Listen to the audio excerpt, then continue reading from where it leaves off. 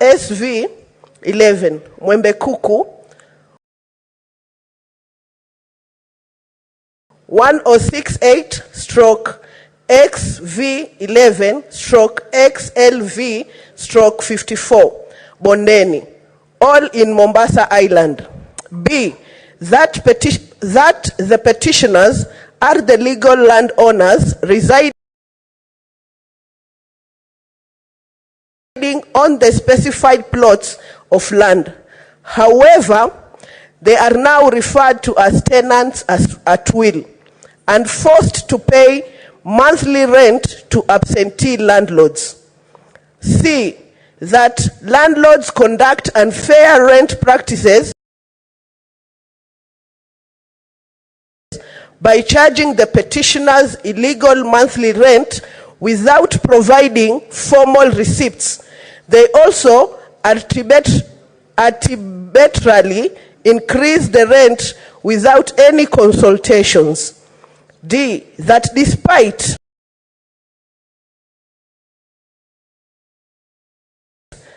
paying rents for many years, none of the petitioners have registered lease agreements.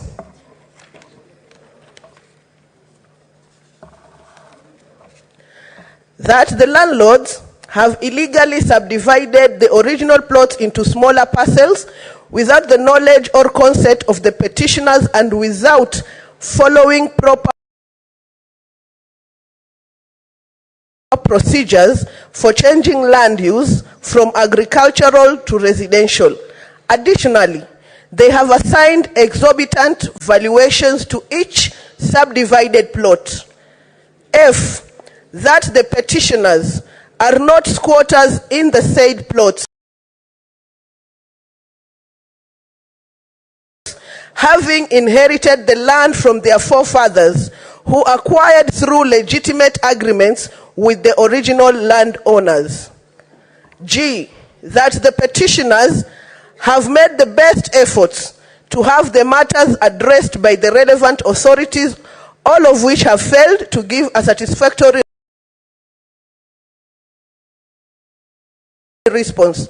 And H, that none of the issues raised in the petitions are pending before any court of law, constitutional or legal body. That the petitioners therefore pray that the Senate initiates investigations into allegation of human rights violation and land injustices within the affected plots of land in Mombasa County, with a view to ensure that the petitioners are awarded land lease agreement. 2, utilize the findings of the investigations to formulate lasting solutions to the ongoing land ownership issues faced by the residents of Mombasa County. 3, recommends mechanism that allows for the petitioners to directly pay taxes to the government. 4, make a recommendation for the legal recognition of petitioners' tenancy right. 5, undertakes a comprehensive analysis to define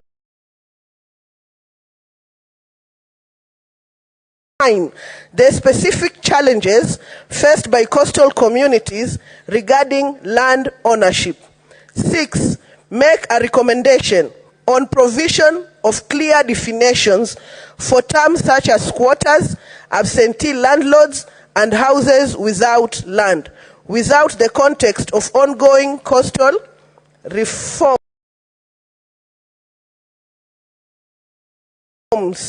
of coastal land reforms. Thank you, Mr. Speaker. Now, Honorable Senators, pursuant to Standing Order 238(1), I commit the petition to the Standing Committee on Land, Environment and Natural Resources. In terms of Standing Order 238(2)(a), the committee is required in not more than 60 calendar days from the time of reading this prayer, which is today, to table a report in the Senate for consideration. The Senate shall thereafter consider and adopt the report of the committee. I thank you. Next order, Clerk. Order number 5. Papers. Senator Faki, certainly you cannot rise on a point of order. You cannot.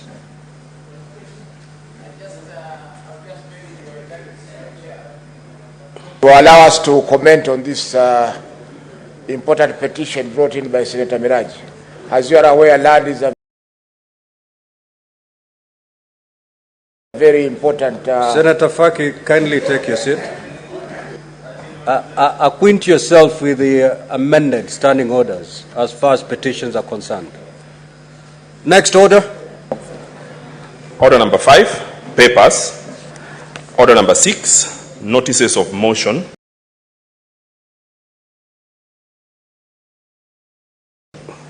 Order number 7, questions and statements. Statements pursuant to Standing Order 52-1. Senator Hezena Lemalentian.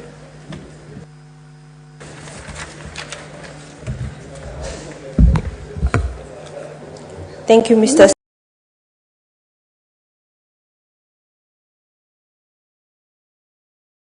Speaker, and I rise pursuant to Standing Order 52-1 to make a statement on an issue of general topical concern, namely the election observation mission of the presidential and parliamentary elections to the Republic of Rwanda, organized by the Forum of Parliaments of the member states of the International Conference on the Great Lakes region. Mr. Speaker, sir, the Parliament of Kenya participated in an election observation mission to Rwanda from the 8th to the 19th of July in 2024. This mission was organized by the Forum of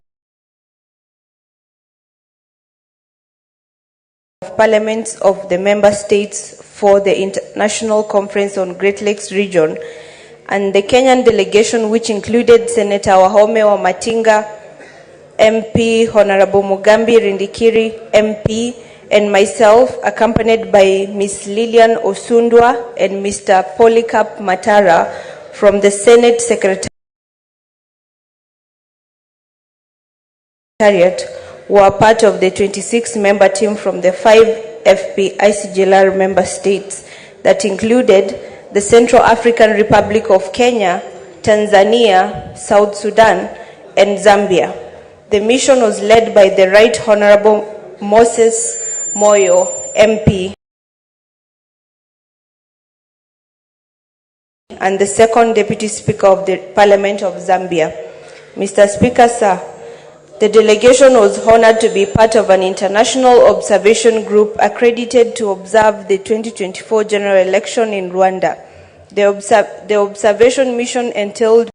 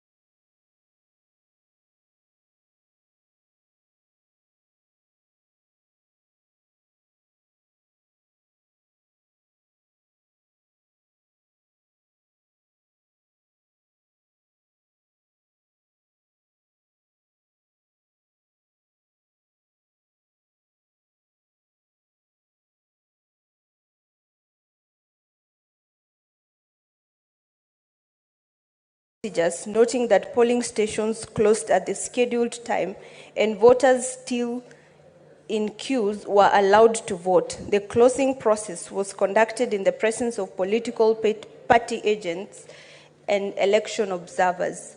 While the electoral process was generally professional, there were isolated cases of improperly sealed ballot boxes and ballot papers without serial numbers. Based on these observations, the mission made several recommendations to the Rwandans and NEC, ensuring proper sealing of ballot boxes, including serial numbers on ballot papers, and considering an extension of the campaign period from the current 20 days to allow more time for political parties to explain their manifestos to the electorate. Mr. Speaker, sir, the mission commended Rwanda for several practices that could serve as lessons for other countries. This included the absence of campaign posters and billboards, which reduced campaign costs, the discipline and decorum of candidates, and practices that could serve as lessons for other countries. This included the absence of campaign posters and billboards, which reduced campaign costs, the discipline and decorum of candidates and their supporters during campaigns, the involvement of locals in the electoral process, including the decoration of polling stations and peacefully guarding them, and the inclusive voting process that allowed voters without identification cards to vote after verification. Mr. Speaker, sir, in conclusion, the mission praised Rwanda's electoral process for its unity and responsibility. They noted that Rwanda has a legal framework to address electoral disputes, ensuring that any grievances would be handled through established structures, promoting peaceful dispute resolution. The mission expressed gratitude for the opportunity to participate in this significant event and thanked the Speaker and the Clerk for their facilitation. Mr. Speaker, sir, overall, the Rwandan election demonstrated the strength of unity and responsibility, setting a commendable example for other member states in the Great Lakes region. Thank you. Senator Karen Nyamu. That statement is dropped. Senator Miraj Abdullahi.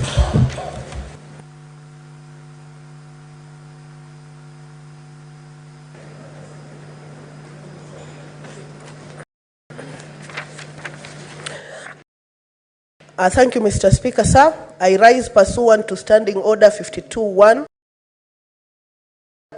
to make a statement on matter of general topical concern, namely the matter of expensive, tedious process of replacement of lost academic certificates by Kenya National Examination Council, NEC. Mr. Speaker, sir, following public complaints about the torturous process of application for replacement of lost certificates, the NEC issued a brief feedback on their former Twitter handle, clarifying that they do not replace lost certificates and that instead they issue a certificate letter. In that clarification, they listed the number of documents that must be attached during process of application, including application fees, as follows. 1, a copy of lost certificate result slip, mandatory. Number 2,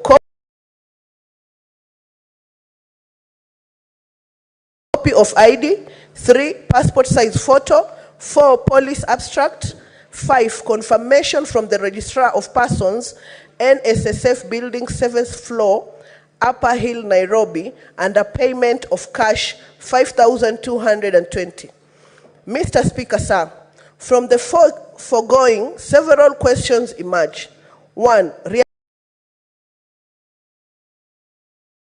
realizing that ordinary life is prone to various misfortunes such as fire, flooding, theft, etc., which cause loss of vital documents such as title deeds, ID cards, passports, certificates, etc., why will NEC fail to put in place effective and efficient systems to ensure that lost certificates are actually replaced in a similar manner as other documents are replaced? If a passport or ID can be replaced, Why not academic certificates? Number 2, why will NEC charge a whopping 5,220 Kenya shilling for a letter of certificate, besides the process completely tedious? For instance, the requirement for application to travel from wherever they reside countrywide to confirm personal details with the registrar of persons in Nairobi is totally unwarranted. Mr. Speaker, sir, if there is something we must learn and take seriously, especially following the political crisis, is that public institutions must begin to be accountable. We cannot continue to treat service delivery so casually. I hope that NEC will come forward to not only answer the above questions, but to also begin a genuine process of internal audit to ascertain whether they are truly responsive and efficient in discharging their mandate. I thank you, Mr. Speaker. Honorable Senators, before we move to the next order, allow me to make the following communication.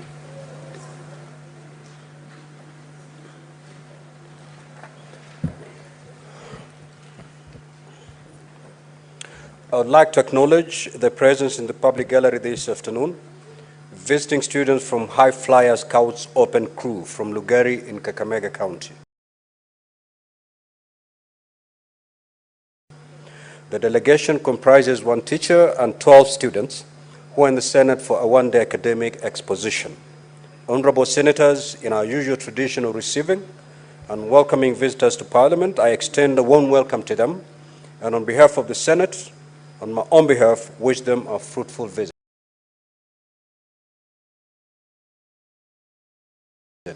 I will call upon the Senator for Kakamega, Senator Boni, to extend a word of welcome.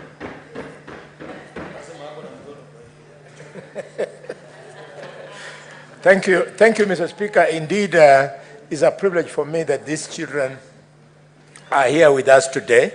This is the first time we are receiving any delegation from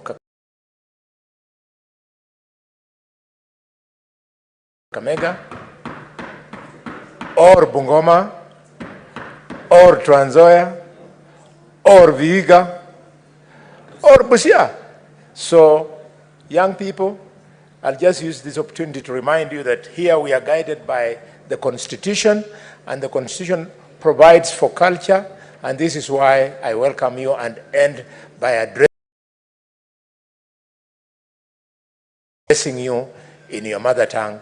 Mriomno Mokalishe Ngoblei. God bless. Senator Boni, if you're to ever welcome a delegation, ever, you need to change your ways.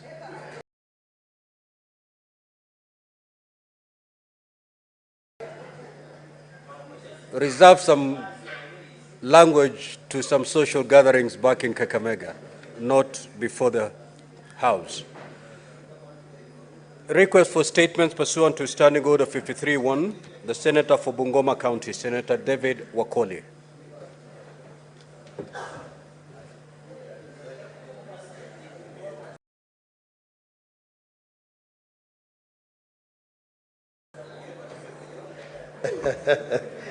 Thank you, Honorable Speaker. On Bungoma County Scholarship Program for the needy students, Mr. Speaker, sir, I rise pursuant to Standing Order 53-1 to seek a statement from the Standing Committee of Education regarding the Bungoma County Scholarship Program for the needy students. In the statement, the committee should, 1, provide the list of scholarship program beneficiaries in the county for the years 2023-2024, stating the wards they come from and the schools they are attending. 2, explain the criteria used to select, retain, or remove students from the program. 3, state the amount in school fees paid, the fee balance that the county is supposed to pay from 2022-2023 to date, and table proof of payment paid in school fees for each student in the program. 4. State the amount allocated by the county government for the scholarship program in the years 2022-2023, 2023-2024, comparing this with the amount paid so far, explaining reasons for discrepancies. Order, Honorable Senators. And list Senator the number and name Senator of... Wakoli, when the chair speaks, you I'm sorry. put a break to your statement. I'm sorry, Honorable Speaker. Now, Honorable Senators, may the Senator for Bungoma be held in silence, please. Proceed, Honorable Senator. Thank you, Honorable Speaker. 4.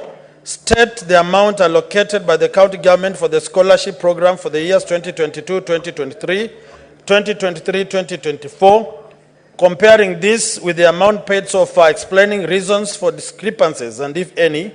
And 5, list the number and names of students in the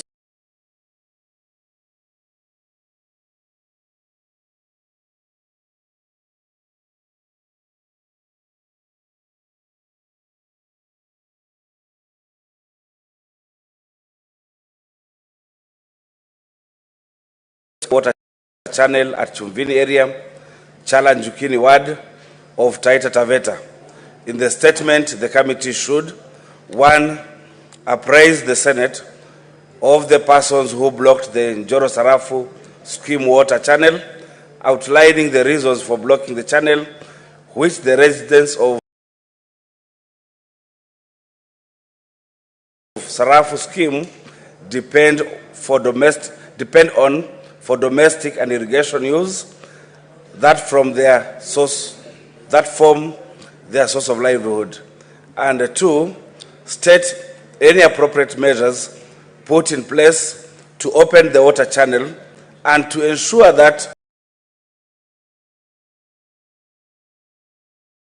the residents of Sarafu scheme can freely access and use the water channel. I thank you, Mr. Speaker. Senator, the 2 statements by Senator Alan Chesang shall be deferred pursuant to his own request, and therefore we'll move to statements pursuant to Standing Order 56-1. Senator Boni, you may proceed. Thank you, Mr. Speaker. Mr. Speaker, sir, I rise pursuant to Standing Order number 56-1A of the Senate Standing Orders to make a statement regarding the Standing Committee on Finance and Budget consideration of the Speaker's communication on the report of the Senate nominee on behalf of the county governments to the position of member of the Salaries and Remuneration Commission. Mr. Speaker, sir, Void letter number EOP/CAB.26/4A/VOL.Roman3/175 dated 23rd of May 2024, the Office of the Clerk received notification from the Head of the Public Service indicating that the tenure of 6 members of the Commission would be lapsing on 10th of September 2024. Consequently, under Article 232B, Roman 7 of the Constitution and the Senate is required to nominate a member of SRC on behalf of county governments. Pursuant to Standing Order number 77-1, the Senate Standing Orders at the plenary sitting of the Senate held on 11th of June 2024, the Speaker made a communication in regard to this matter and referred it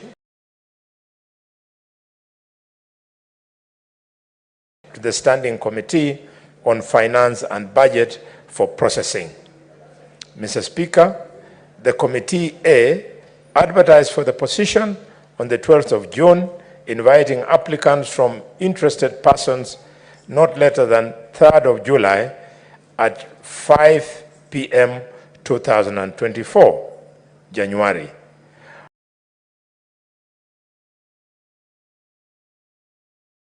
By the close of application period, a total of 39 applicants had been received, where there was a double entry on 2 applicants. Long listed 37 applicants and published in the Nation and the newspaper Star on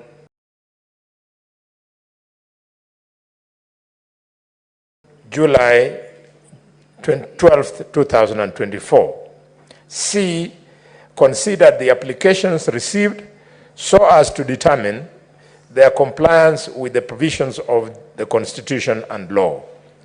D, shortlisted 15 candidates with distinguished careers and having regard to gender and regional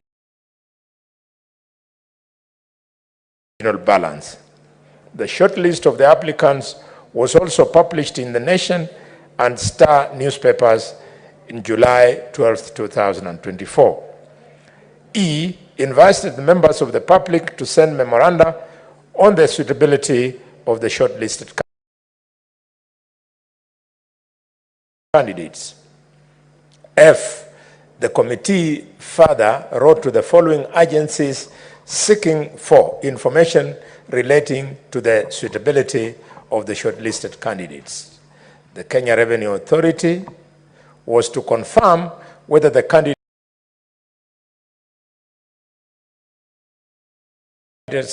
are tax compliant. The Registrar of Political Parties was to confirm that the applicants were not members of a governing body of a political party as required by Section 5(3)(a) of SRC Act. The Ethics and Anti-Corruption Commission was to determine whether any ethics and integrity complaints or issues had been raised with respect to any of the applicants. The Higher Education Loans Board was to ascertain whether the shortlisted applicants are up to date on any loans advanced to them by the board. The Directorate of Criminal Investigations was to ascertain whether the shortlisted applicants have been adversely mentioned in any investigations that have been carried out. And the IEBC was for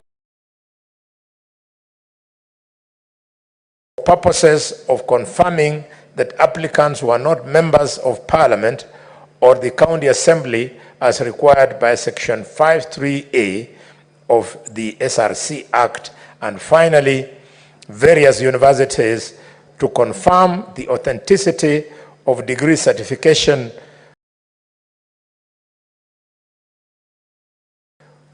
including the University of Nairobi, Egerton University, Moi University, Kenyatta University, Kenya Moses University, Eastern and South African Management Institute, ESAMI, Commission for University Education in the case of a certificate submitted from a foreign university. Mr. Speaker, sir, the committee also sought submissions from the Council of Governors and the County Assembly Forum. Indeed, the committee held a meeting with CAF where matters relating to representation of CAF at SRC C were deliberated upon. Mr. Speaker, sir, the committee conducted interviews for the shortlisted applicants on the 19th of July this year and considered the results of the interview and prepared its report on the 22nd of July this year, Mr. Speaker. The committee took note of the information obtained from various agencies during consideration of the report. Honorable Abdirahman Ali Hassan, who was shortlisted and interviewed, had the best score, but was dropped following a letter from the University of Nairobi dated 22nd of July 2024, referenced UON/AA/CEC/1/22/1, signed by Mr. Emmanuel Mumba for academic registrar. The university indicated that of the 5 candidates who had provided copies of degree certificates issued by the university, Honorable Abdirahman Ali Hassan's copy was not issued by the University of Nairobi and hence not genuine.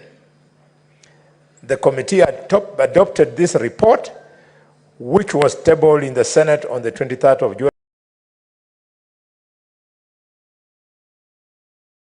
2024, and following the tabling of the committee report, the chairperson gave notice of the motion pursuant to Standing Order number 60 of the Senate Standing Orders on Wednesday, 24th July 2024. Mr. Speaker, sir, on the 24th of July 2024, the committee received a letter from the University of Nairobi referenced UON/AA/CEEC/1/22/1, signed by Mr. Emmanuel Mumba for Registrar Academics, which indicated that Honorable Abdi Ali Hassan was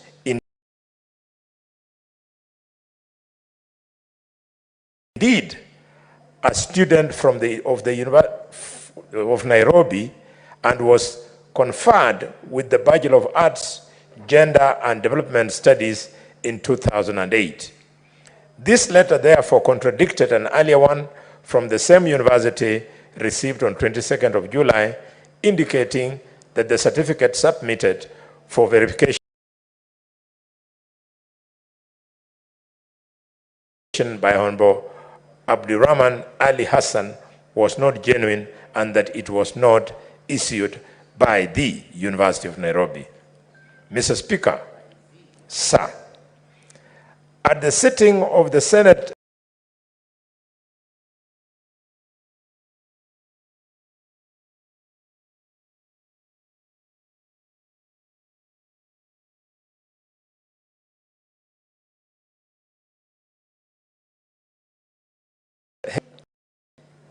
during the meeting, Mr. Speaker, the committee considered the Speaker's communication, the 2 letters from the University of Nairobi, and the letter of resignation from Honorable Abdirahman Ali Hassan.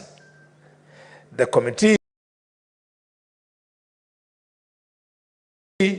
then concluded that the applicant's letter withdrawing his own application from the position meant that there was no need to pursue the matter further, as the applicant was no longer under consideration whatsoever. Consequently, Mr. Speaker, the committee resolved to proceed with moving of the motion on the report as per notice that was issued on Wednesday, 24th July 2024,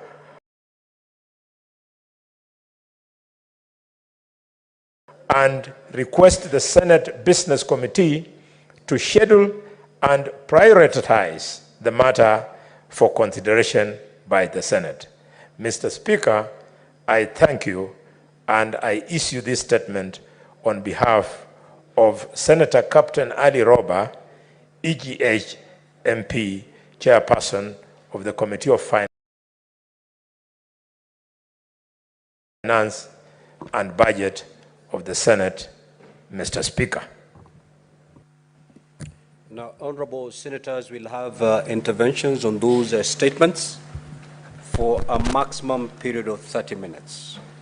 From my dashboard, I have quite a number of senators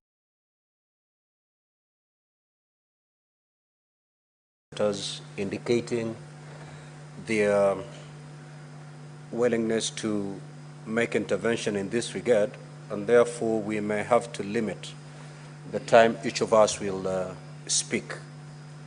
I will persuade you, any senator speaking to take a maximum of 30 minutes so that we can have as many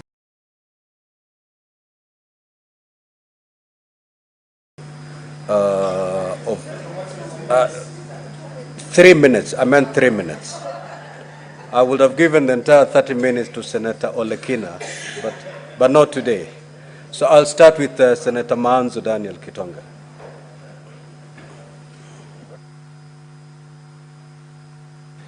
Yes, Senator Faki, certainly it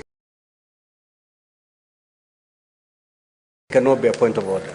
Chair, I can see my chair of the delegated. I don't know whether he's quoting or is... Senator Nyutu and more fire. There's decorum in the chamber. You don't mount each other.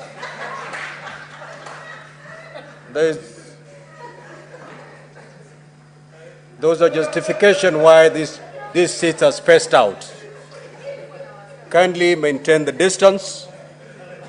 You may consult, but please, you don't have to lean on each other.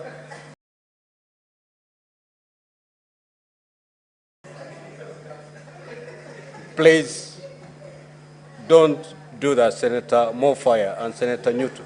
You can hear him even where he is seated. He need not sit on your laps. Proceed, Senator Manzo. Thank you, Mr. Speaker. Mr. Speaker, I would like to comment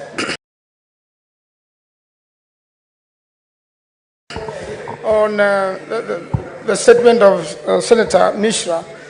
Mr. Speaker, it has been very difficult for many Kenyans who lose their certificates over the years to be able to recover one. And Mr. Speaker, when one has a valid reason as to why their certificate has been misplaced, it only serves right for it to be replaced as quickly as possible. At times it is needed for one to join university. At times it is needed, Mr. Speaker, for one to go for a job interview. And if it is made extremely difficult, then you have quite a number of young people losing opportunities, Mr. Speaker, they would have already gotten. Mr. Speaker, if it is possible to replace a serious document like an identity card or a passport, then it must be much easier, Mr. Speaker, to pick out the details of what is scored in Form 4 or in university or in college. It is easier to pick that. It should be on record.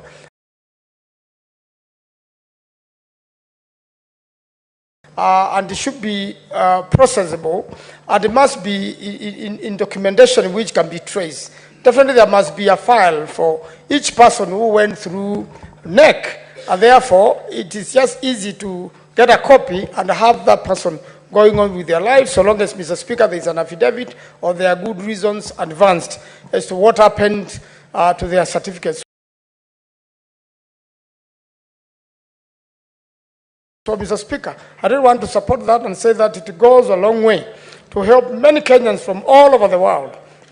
Probably, Mr. Speaker, what NEC could do is to attach a fee to it because it has an expense, to replace a lost certificate, attach a fee to it, so that that fee can also discourage people from losing their documents, and so that they can also be careful with their documents. Otherwise, Mr. Speaker, if you make it difficult, then it disadvantages many young people, disorients them, makes them unhappy. We need a system, Mr. Speaker, which could serve Kenyans so that they can feel that the country is there for their service, but not to make their lives difficult. I thank you, Mr. Speaker. I support.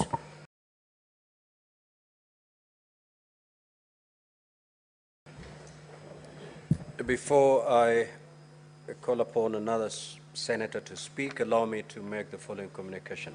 Senator Boni, please take your seat. I would like to acknowledge the presence in the public gallery this afternoon, visiting teachers and students from Kabutiei Secondary School in Nandi County. The delegation comprises 4 teachers and 29 students who are in the Senate for a one-day academic exposition. Honorable senators, in our usual tradition of receiving and welcoming visitors to Parliament, I extend a warm welcome to them, and on behalf of the Senate, on my own behalf, wish them a fruitful visit. I'll call upon the Senator for Nandi to, under 1 minute, extend words of welcome. Proceed.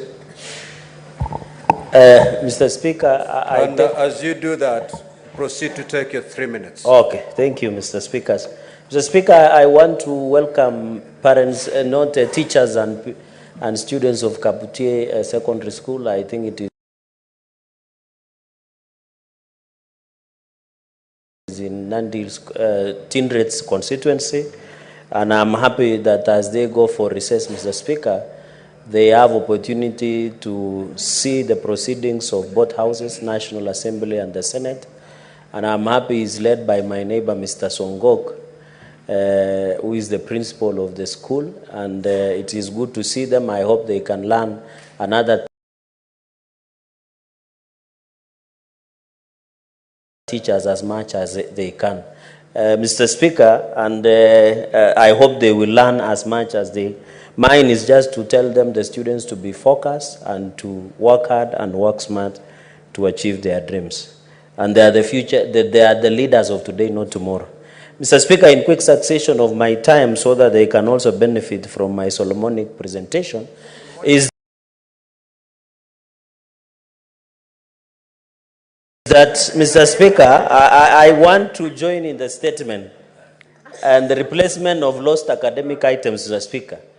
I disagree with Senator Manzo. Mr. Speaker, this is a public document. It should be free. You remember when we wanted to raise the 100 shillings of ID to 1,000, many Kenyans objected. Some of the concerns of GNCs was also provision of public documents, Mr. Speaker. The issuance of letter of certificate by NEC of 5,220, Mr. Speaker. It is an embarrassing, it is unfortunate, and it should be withdrawn, Mr. Speaker. I expect the chairperson of education to transmit through you to NEC to remove this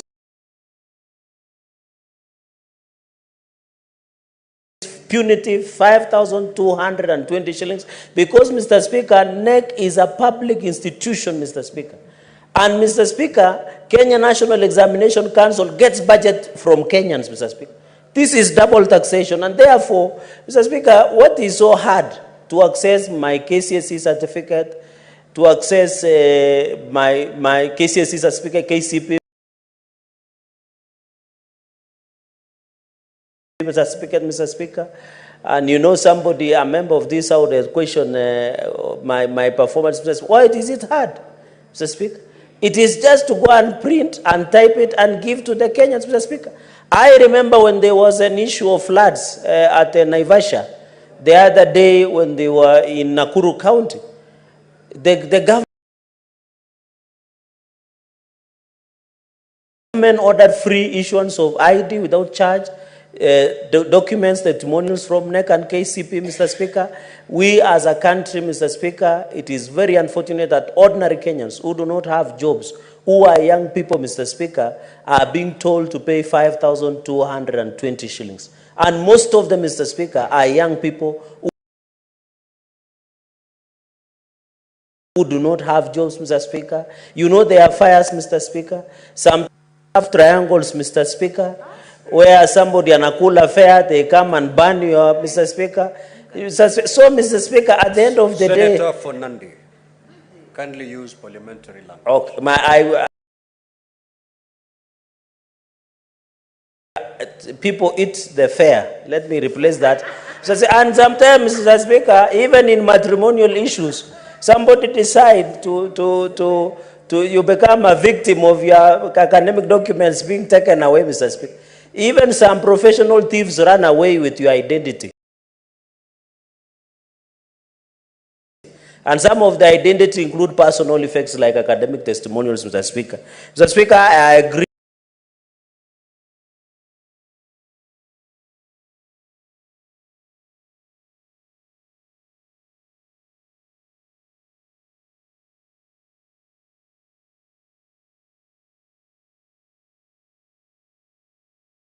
And you already have that data. Nothing has changed. So the best thing you can do is to make sure that at least you meet us halfway. I have no objection with you charging 200 shillings, but literally asking for 5,200, it doesn't make sense. I know it costs money for someone to sit there and process the documentation, but once you carry out the digitization process, it makes it easy.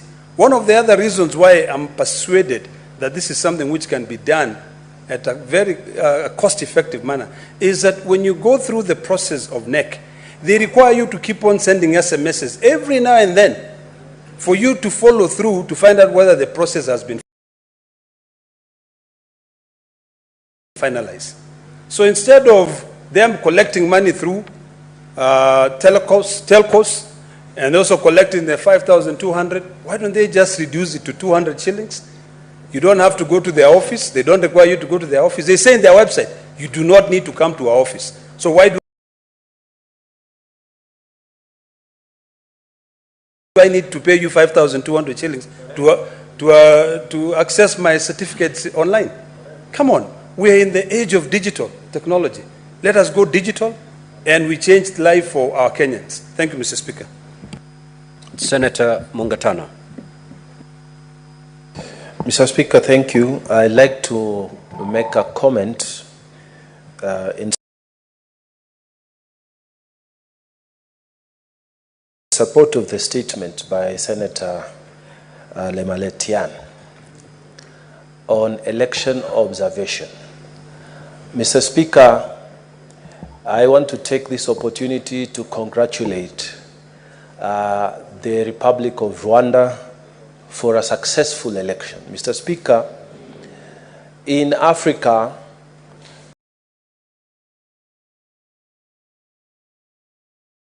this is a particular sensitive year because many countries in 2024, they are going into election. We had a successful election in Senegal the other day, where the opposition took over power. We had successful election the other day where in South Africa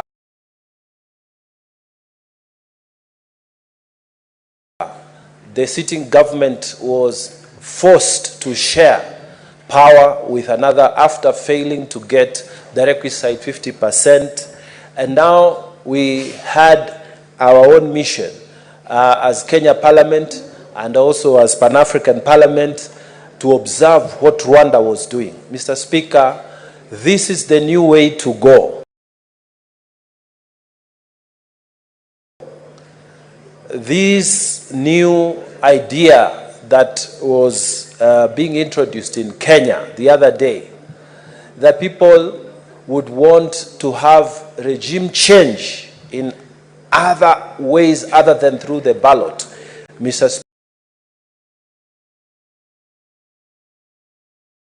Speaker, Africa looks down upon it. Africa does not accept it. And in fact, in the African Union, if you have a regime change, rather than through the ballot. Mr. Speaker, you are immediately removed as a member of the African Union. You are immediately removed as a member of the Pan-African Parliament.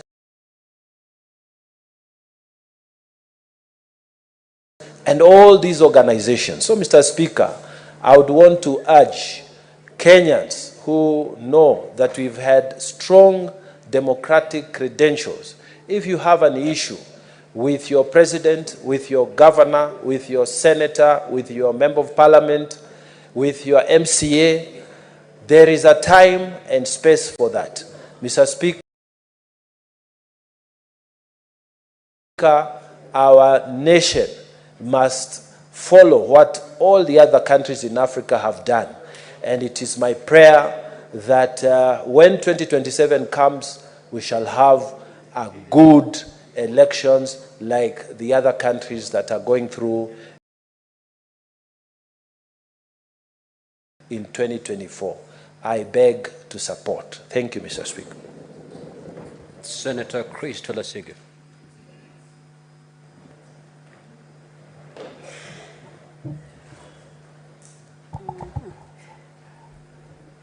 Thank you very much, Speaker. I rise to support the statement made by the Finance Committee, read by Dr. Boni Halwale. Speaker, I really want to appreciate the committee for putting in place a very credible process of trying to vet this nominee to SRC. Mr. Speaker, it would do us,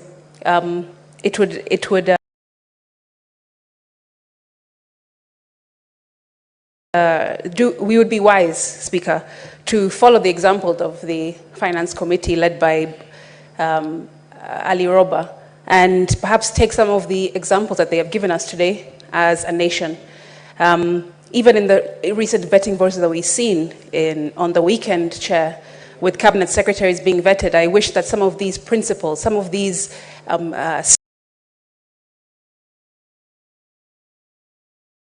steps that the Finance Committee took would have been taken as well. Mr. Speaker, Abdi O actually said that this is not a cabinet, it's a closet. And the reason is because of things that were not duly followed, procedures that were not duly followed in the minds of Kenyans. Listening to several Kenyans, Speaker, the overwhelming view of the public is that it was a political pawn game that served only to confirm the fidelity of politicians to their friends and not to the act of building a stronger nation. Mr. Speaker, they said it was a sham. They said it was a mockery, with Parliament having abdicated its duty of challenging the genuineness of this process, unlike what the Finance Committee have shown us today. A cosmetic exercise with a shallow questioning, they said, with the chairperson even throwing bail at the nominees on numerous occasions, and even answering on their behalf at times directly or with anecdotes of times gone by. I didn't hear from the report from Boni Halwale that our Finance Committee chair did the same thing, because he understands the process of the importance of following a process duly.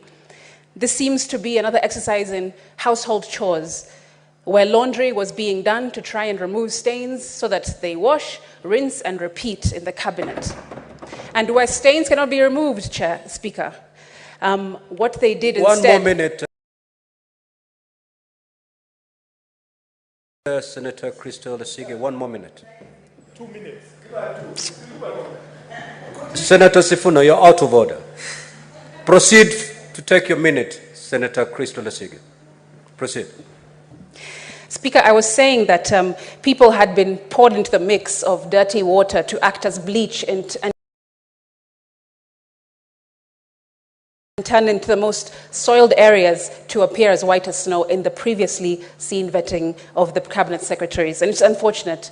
We listened to many of them with their repetitive, lackluster, and for the most part, visionless responses, Speaker, many of whom were being egged on by the vetting committee, because we heard by their own submission that all good old friends. And that is wrong, Mr. Speaker. And that is something that the Finance Committee have shown us is unacceptable for them and for the Senate. And I appreciate for that from them, Speaker. The vetting committee and the cabinet, for the cabinet nominees, unfortunately, Speaker, show that they were just friends who were exchanging seats, musical chairs, because they've known each other for 10 and 20 and 30 years. Frankly, Speaker, it was more exciting waiting for water to boil in my house. With no ideas they had no foresight, no tenacity, just a selection of nominees in a broad-based cabinet, giving broad-based responses, exposing their broad-based competencies. Speaker. And this is the group of people that the president believes and convinced that will take Kenya to the next level. Are these the most outstanding minds we have in our midst? Because Kenyans feel a majority of them were sadly dug up from the bottom of the barrel. And I really want to appreciate, Mr. Speaker, the Finance Committee, through the leadership of Ali Roba, for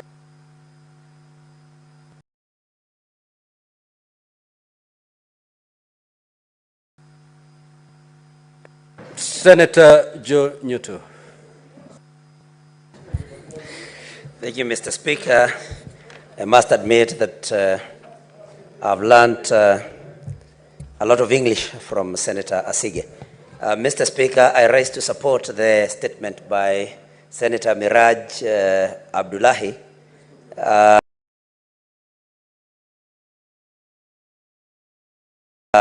on replacement of lost academic certificates by NEC, Mr. Speaker, and I want to say that Senator Miraj could not have brought a better statement and at a better time like this, Mr. Speaker, because like those that have spoken before me have said, Mr. Speaker, NEC has all the data of every other candidate that ever sat a NEC exam, Mr. Speaker. And so it should not be a big deal replacing a lost certificate. In any case, if there were problems with making these replacements, Mr. Speaker, they should just make a new certificate and stamp it replacement. It should not be a tedious process, Mr. Speaker, because all the information is there, and as Senator Aledama has said, they should be able to digitize the processes at NEC, Mr. Speaker. Mr. Speaker, the other thing that caught my eye was the need to travel to Nairobi to verify registration details with the Registrar of Persons. Mr. Speaker, the Registrar of Persons is an office that has branches in all counties and all sub-counties, Mr. Speaker.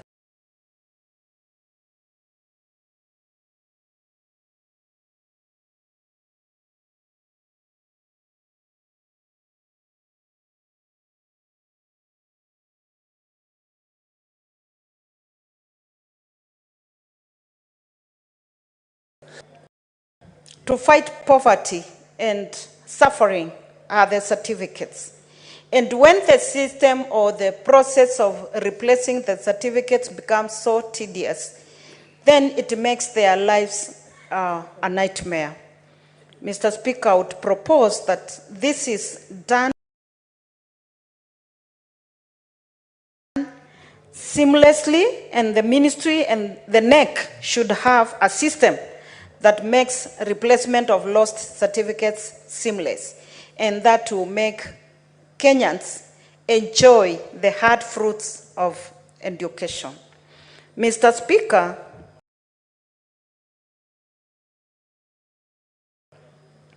if possible, I would suggest replacement of these certificates to be free. Because most of the instances, as I have already mentioned, what makes people lose their certificates are accidents. And people may not prepare for accidents. As they say, Mr. Speaker, in Kiswahili, anjali haina kinga. So it would be easier and make life easier for Kenyans if replacing lost academic certificates is done freely and in the shortest time possible, so that Kenyans can get back to their lives. If they are seeking jobs, they will seek jobs. If it is applying for any qualification, that they will have their papers. Mr. Speaker, I would say many people suffer when they lose their academic certificates. Because I have seen in the past, Mr. Speaker, even when politicians or people are looking for jobs, then they are forced to look for their classmates and declare if they really went to school, who were their classmates, in which institution did they go to, which secondary school or university. Mr. Speaker, as one of us said that to digitalize this process would be the way to go. Then if this happens, we will not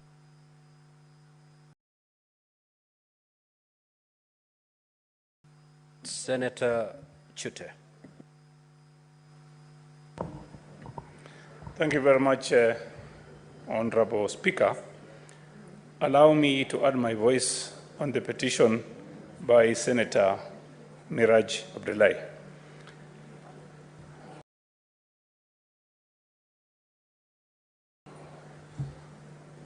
Honorable Speaker, we have a problem in this country, especially at the coastal region.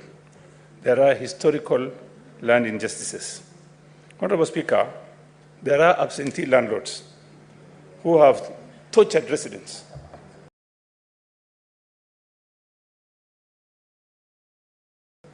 Who have built houses on those parcels of land. Honorable Speaker, former coastal rulers who are referred to as tenant. Senator Chute. Yes. Acquaint yourself with the amended standing orders, more particularly on the petitions. We amended our standing orders to immediately the petition is committed, no comments should ensue, and that senators will have an opportunity to comment on the report as tabled.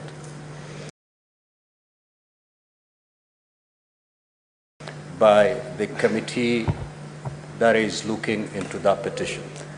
And therefore, you may proceed to take your remaining 1.5 minutes, but on another issue, not the petition. Honorable Speaker, proceed that way, then I'll rule you out. Let me request my 3 minutes starting from now, Honorable Speaker, because I'm getting into a new subject now. Honorable Speaker, let me now divert to the statement by Senator Maletilian. Yes.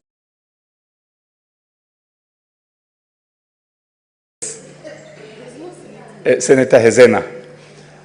Honorable Speaker, we went to, some time back, we went to Rwanda, Kigali. And I got a taxi, and that taxi wouldn't start to move because I didn't put on my belt. He told me I have to put my belt on. Otherwise, he will be fined and he will be jailed for 2 days. So I obliged. Honorable Speaker, let me be given 3 minutes. Give him an extra 1.5 minutes. Proceed. So, Honorable Speaker, why am I saying this? It is the rule of law. That country, if you go to Rwanda, the city is very clean. The hotels are very clean. And if you ask anybody in Rwanda, are you a Tutsi or a Hutu, he will tell you no. I'm a Rwandan, Honorable Speaker. And if you look at the election they held, it's credible. Somebody who was there from Marsabit told me he went there and people are voting almost 100% for that president. And the reason being is the issue of tribalism and clanism is completely eliminated. Honorable Speaker, I also want to thank the observers who went from Kenya to observe the election in Rwanda. Honorable Speaker, I wish and hope this country would look at what the president in Rwanda, President Kagame, is doing. And I want to congratulate him and thank him for the development which is in Rwanda today.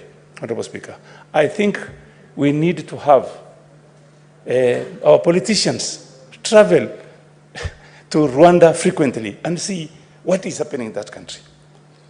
Honorable Speaker, after, you remember, they had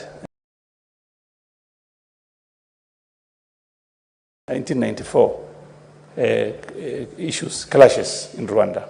So many people died. But if you go to that country today, you won't know there was that problem in 1994.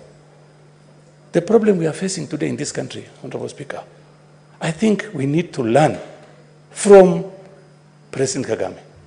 Look at corruption. If you look at the statistics, corruption in Rwanda is almost zero. Ethiopia is about maybe 10%.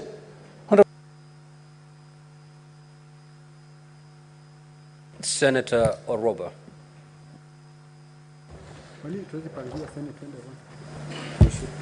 Thank you, Mr. Speaker. I rise to support the request for statement by Senator Miraj on the issue of the NEC certificates.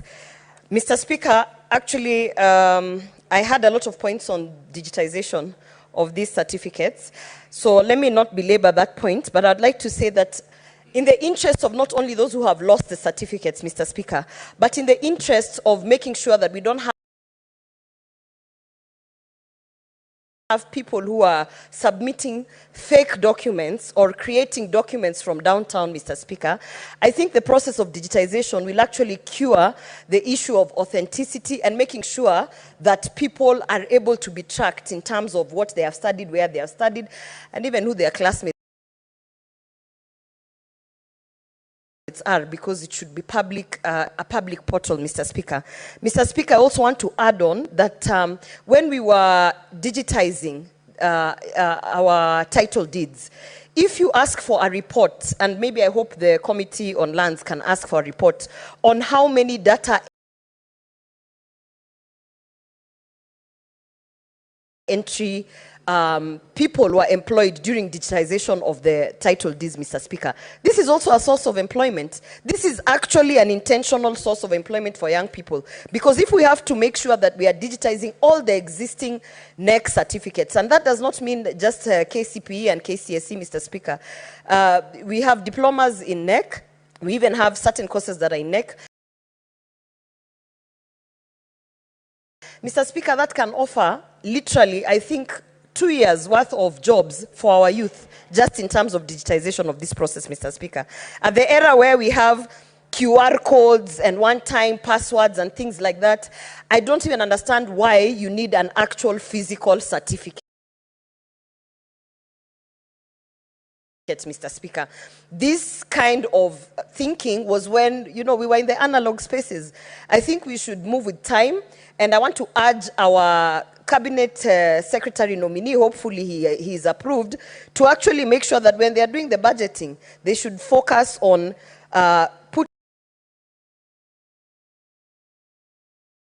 putting a budget on digitization of all certificates from the Kenya National Examination Council. Thank you, Mr. Speaker.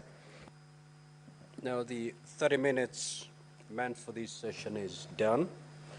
We'll move to the next order. Next order, Clerk. Order number 8, the Creative Economy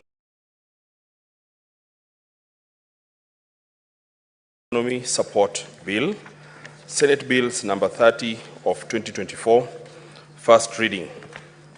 a bill for an act of parliament to establish mechanisms for the support for the persons of creative industry, to enhance the contribution of creative industry to the economy, to establish the Creative Fund, and for connected purposes. Order number 9, the Livestock Protection and Sustainability Bill, Senate Bills number 32 of 2024, first reading.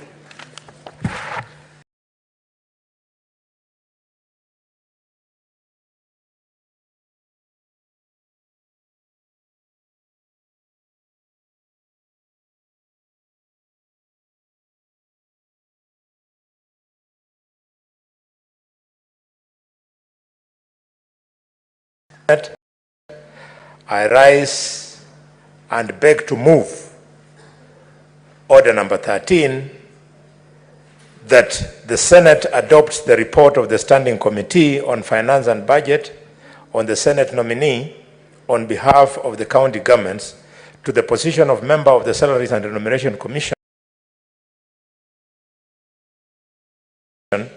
laid on the table of this House on Tuesday, 23rd July 2024, and further, pursuant to Article number 232B, Roman 7 of the Constitution and Section 7.2 of the Salaries and Remuneration Act, recommends Ms. Lynette Washiali Muganda and Mr. Mohammed Aden Abdi to the Cabinet Secretary for National Treasury and Economic Planning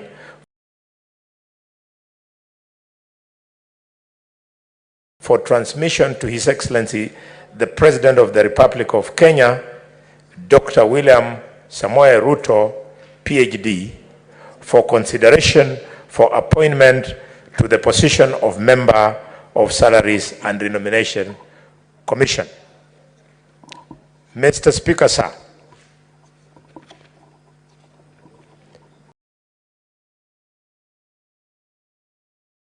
Following the conclusion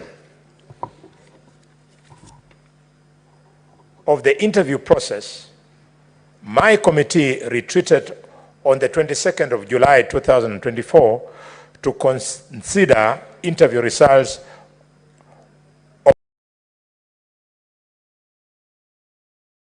of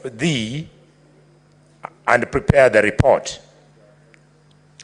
Mr. Speaker, in accordance with CRC Act, the committee is required to propose names of 2 persons so qualified who are of the opposite gender for consideration.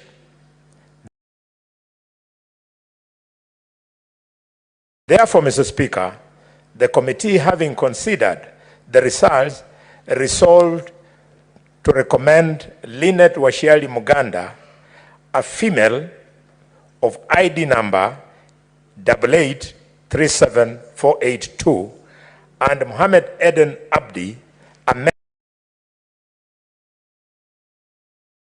male of ID number 27512996, for consideration for nomination to the position of member of the Salaries and Remuneration Commission under Article 232B, Roman 7, and Section 7.2 of the Salaries and Remuneration Commission Act. Mr. Speaker, Lynette Washiali Muganda holds a Bachelor of Arts degree in Economics and Business Studies. She also holds a Master's of Business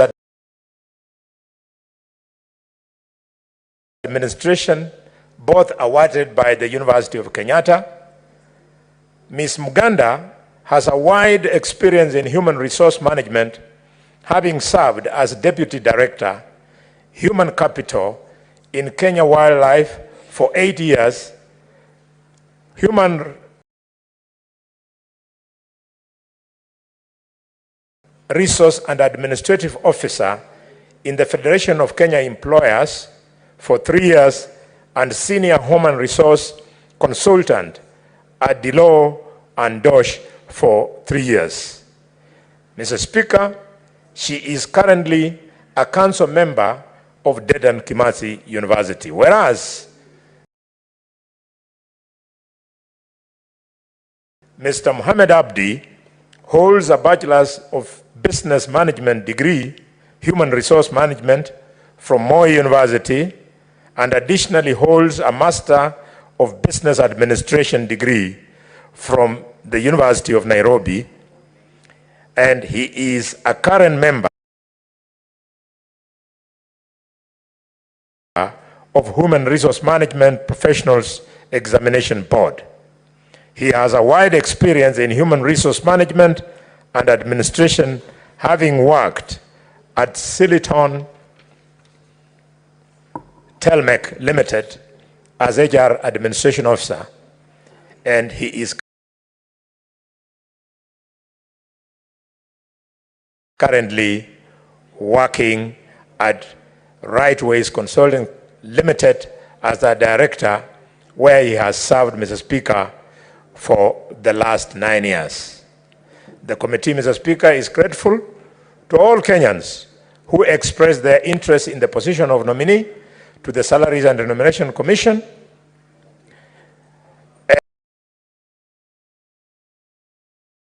and for their cooperation during the entire selection process. The committee appreciates various agencies and public institutions which provided information requested for concerning different interviewees. The committee is also grateful to officers of the Speaker of the Senate and the Clerk of the Senate for the support we enjoyed while discharging our duties. I therefore want to request members of this House to stand behind this committee, recommend these two people for onward transmission through the Minister to His Excellency the President. Mr. Speaker,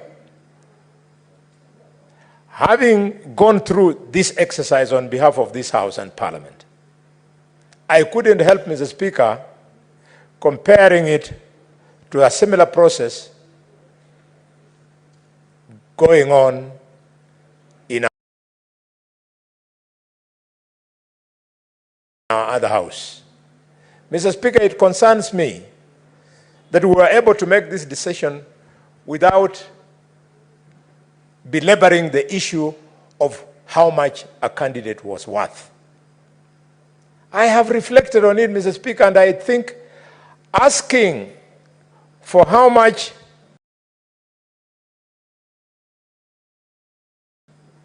a candidate is worth, Mr. Speaker, is a waste of time. It is a waste of time unless the interviewee, Mr. Speaker, is going to be pinned down.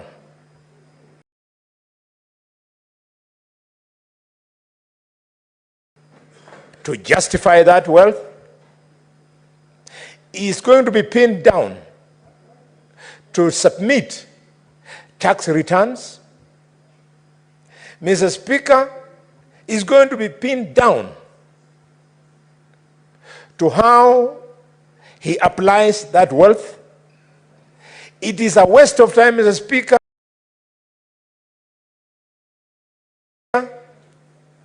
if there is no threshold that you are speaking to. For all that Kenyans care, it looks like for you to become a minister, you must be a millionaire. Who said? I even saw, Mr. Speaker, one of the interviews struggling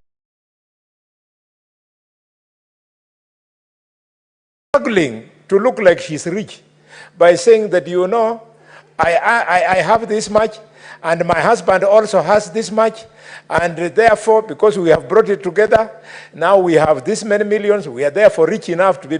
Who told people that the ministers of Kenya must be rich people? Who told them? This waste of time of asking for how much people have without following it up with intelligent interrogation is a waste of time. It must be dropped. I therefore want to commend my committee members for making this good decision. I can see I'm being asked to read the motion. I'd already read it at the beginning. But Daniel, why are you insisting?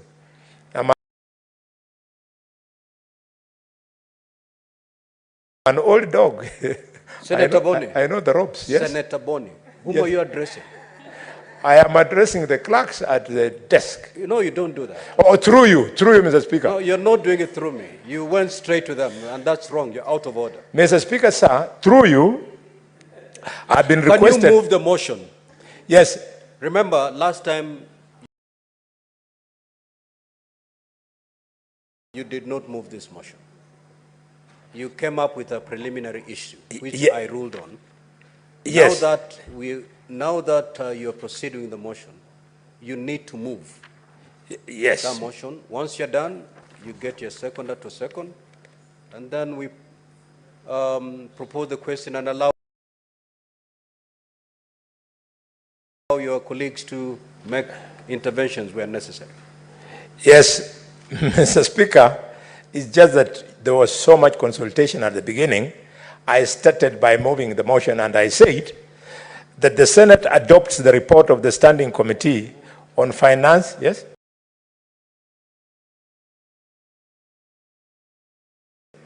I moved it on Finance and Budget Committee of the Senate, on the Senate nominees on behalf of the county governments to the position of member of the Salaries and Remuneration Commission, laid on the table of the Senate on the 23rd of July, 2024, 3 Tuesdays ago, and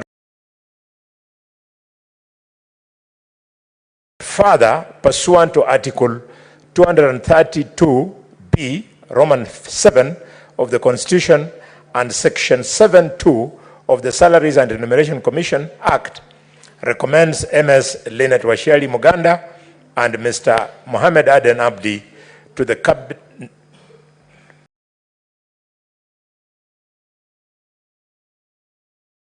Cabinet Secretary for National Treasury and Planning for transmission to His Excellency the President for consideration for appointment to the position of member of the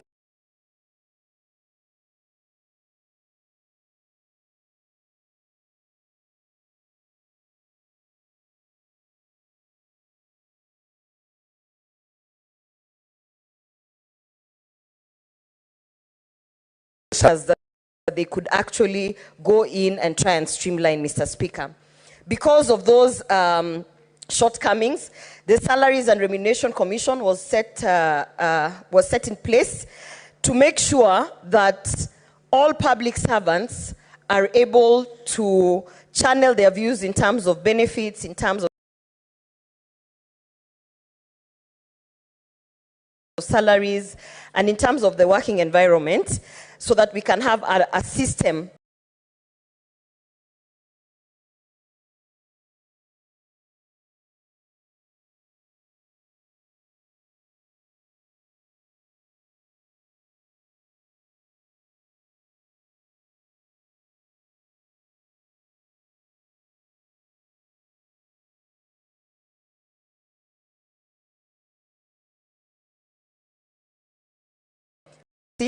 and hence the direction that the Finance Committee has taken, Mr. Speaker. Madam Speaker, I've had a lot of comments of members of this House actually trying to say that unlike other processes that are ongoing in the National Assembly, you know, this process was better than others. Mr. Speaker, I want to urge the members in this House to understand that in order for us to strengthen our institutions, we have to be able, as a House and as members of this House, responsible members of this House, to also understand the process, Madam Speaker. For those who are making comments that the Finance Committee has done way better than what is happening in the National Assembly, Madam Speaker. I don't even think a report has been tabled in terms of the vetting of the cabinet secretaries, Madam Speaker. So let us also be fair and let us also guide Kenyans as leaders who are responsible to understand the processes that are within both the National Assembly and the Senate before we can stand and make sensational comments just so that we can be popular out there, Madam Speaker. A report is yet to be tabled in terms of the vetting of the cabinet secretaries, the same way this report of the Finance Committee, we have waited as leaders in this House. We have waited for the process to take place. We have waited for the report to be tabled. And having read the report as a responsible leader, then I am commenting and seconding on that report. Madam Speaker, I want to urge the senators in this House, we are better and we are the upper house. And we should be able to understand the process and respect these institutions if we are going to trust these institutions, and if we can accord the same to the members of the National Assembly and particularly to the committee that is actually dealing with the vetting of the cabinet secretaries, Madam Speaker. Madam Speaker, I want to say that the Finance Committee of this House has actually done an impeccable job. And if you look at the applicants of all the members who wanted to be seconded to become commissioners at the SRC through the Senate, it was a huge pool of candidates, Madam Speaker, and the Finance Committee took their time, vetted all the applicants, and were able to even score them, Madam Speaker. Of the two nominees that are being presented in this House, the lady, Lynette Washiali, if I am not wrong, scored 74% as a mean score. And we have Mohammed Aden, who scored 70.29%, Madam Speaker. So perhaps what I would like to speak through is the transparency of this process within the Finance Committee. And maybe in the interests of positive criticism, maybe what we can add on in the National Assembly in terms of the vetting of the cabinet secretaries is to have a more transparent process. Maybe we can even see some of the scores that they are giving the cabinet nominees so that we can be able to say that indeed this person either performed poorly or did not perform at all, as we have seen with the nominees of this Finance Committee. Madam Speaker, I also want to speak to the fact that as we are sending this two nominees to represent and ensure that we protect the interests of the counties in the SRC Commission, Madam Speaker, I think it's important that a lot of sensitization is done in terms of what is the mandate of this commission. People associate the SRC Commission with benefits, and particularly benefits of legislators or members of parliament, Madam Speaker. Madam Speaker, it is imperative that perhaps in their working operating procedures, because they have committees within SRC that works on different mandates, Madam Speaker, I think Kenyans should also understand that it's the same SRC that has a structured system to send a representative to deal with the issue of the wage bill, Madam Speaker, to also deal with the issue of the legal and the policy frameworks, as well as the job evaluation and the salary structures that we have. Not only within the National Assembly and the Senate, but also in public service and all other sectors down to the devolved institutions that we have, Madam Speaker. Madam Speaker, I want to commend the members of the Finance Committee. Madam Speaker, as the mover of the bill has stated that there are many unnecessary bureaucratic processes that we perhaps put in when we are vetting either commissioners or members of the public service, Madam Speaker. And this is an area that, as much as we are making fun of, we really need to look into, Madam Speaker. during the vetting of one of the cabinet nominees in the National Assembly, I had some complaints coming from the committee talking about how our recruitment of our KDF soldiers is still backdated, such that they are still asking for physical measures of certain body parts and things like that. Madam Speaker, I think that is the point that Senator Boni Halwale was trying to say, that in the interest of improving the efficiency, in the interest of improving our work as public servants, as leaders who are there to make sure that there is transparency and checks and balances, maybe we need to question ourselves as to why we are asking for certain information if that information is not necessarily being used for the interests of the public, Madam Speaker. Like Senator Halwale said, when you ask someone about their wealth, what was their intended purpose? I believe the intended purpose when that particular question was structured was first of all to declare, so that we can be able to, as those who are watching you, to check if you are stealing any monies from the public coffers, but also so that we can check that even as you are creating all this wealth, because we have seen many cabinet nominees increasing their wealth over 100 million. Madam Speaker, in a year. Personally, I can tell you my wealth has gone down within this year. So when we are putting those measures, we should also be able to sensitize the public that perhaps we are asking, because we also want to go to their KRA portals to see how much of that percentage was remitted as taxes, Madam Speaker. I think if we do not have proper structures of checks and balances, then we end up being a house of talking and just creating nonsensical bureaucratic measures that are not needed in terms of vetting, Madam Speaker. I would want to add my voice on that and say that perhaps also the Finance Committee that has done a good job, maybe when it comes to issues of vetting and deciding which nominee they are going to put in a commission, why didn't we have that televised, Madam Speaker? Why didn't we have that so that we could follow, so that we could have listened to our nominees, Lynette and Mohammed? We would have been able to understand how the committee actually decided on these two people. So maybe a lesson for the Finance Committee is, as much as you're criticizing the National Assembly, a point to take is that more transparency, and I believe we have the measures, we have the systems, in Bunge Towers, we can be able to televise some of these things that are happening in the committee. Because I was also a bit curious as to how the other members performed with regards to these final ones who are shortlisted. Madam Speaker, with those remarks, I want to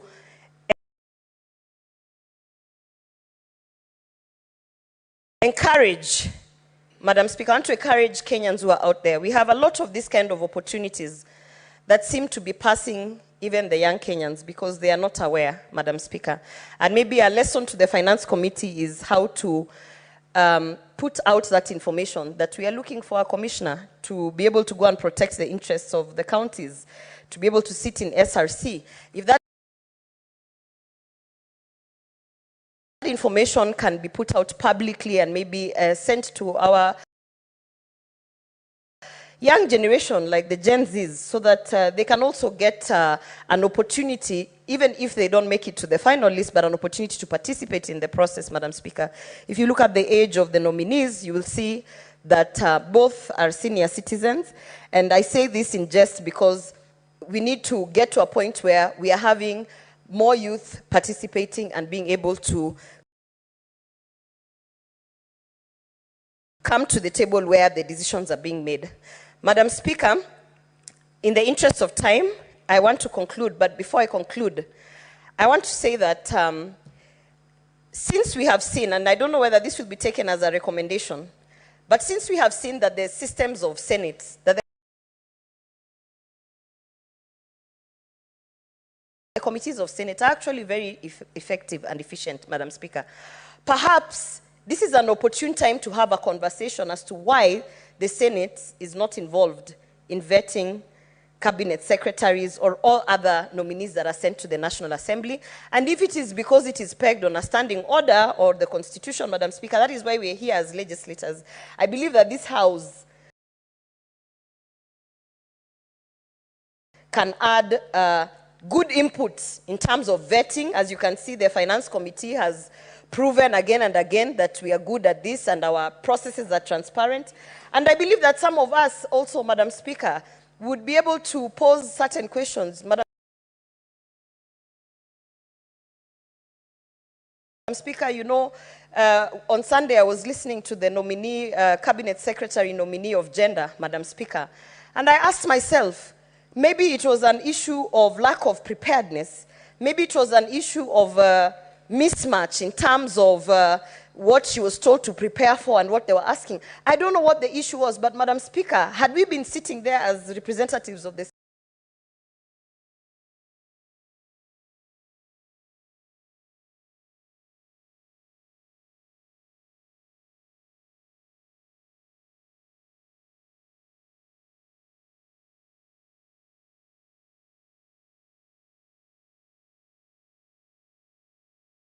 Senate, we would be able to demystify why our cabinets engage in how maybe we can better our processes by referencing the current ongoings in the National Assembly. Madam Speaker, if I am out of order, I withdraw. Gloria, maybe what I would guide you is that since the process is ongoing and we would not want to put the cart before the horse, I believe the report is not yet done. The determination is still pending before the House, and comments on the floor of this House could as well give an impact on the mind of the interviewing panel. So the best is to leave that issue out in your debate until it's determined by National Assembly, when then it becomes open for us to also debate upon it.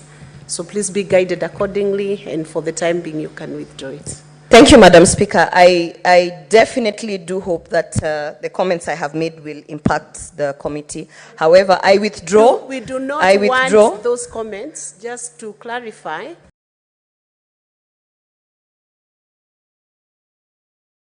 these comments should not be the ones that are guiding that committee. That House is independent and should objectively make its own finding and verdict. They are competent men, ladies and gentlemen, honorable members who are superintending over that matter. So they have the capacity to determine, to prepare a report, give us the report, upon which we will be able then to debate on it. Thank you, Madam Speaker. I stand guided. I wish to conclude by saying that we need to be responsible enough to make our processes efficient, Madam Speaker. My point was that as senators who are watching the vetting, Madam Speaker, there are a lot of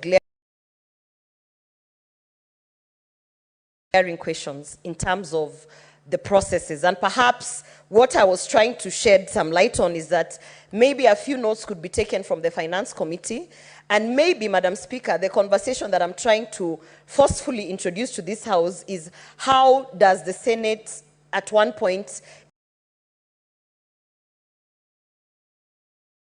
interact with that process or is able to give input, Madam Speaker. However, having said that, I want to conclude by saying that I proudly second this motion and support this report, and I do hope that once we have the two nominees approved and they start their work, Madam Speaker, they will remember that as Senate, we are there to protect the interests of the county, and Madam Speaker, that they should also remember that their nomination should guide and help protect the interests of the counties as commissioners within the Salaries and Remuneration Commission. I submit. Thank you.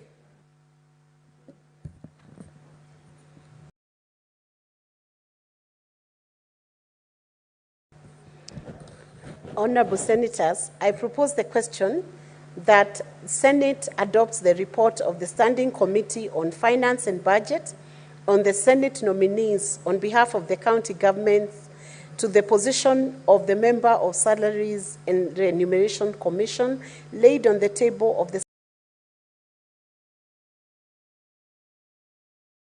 Senate on Tuesday, 23rd July 2024, and further pursuant to Article 232(b)(7) of the Constitution and Section 7(2) of the Salaries and Remuneration Commission Act, recommends Ms. Lynette Washiali Muganda and Mr. Muhammad Aden Abdi to the Cabinet Secretary for the National Treasury and Planning for transmission to His Excellency the President for consideration for appointment to the position of member of the Salaries and Remuneration Commission.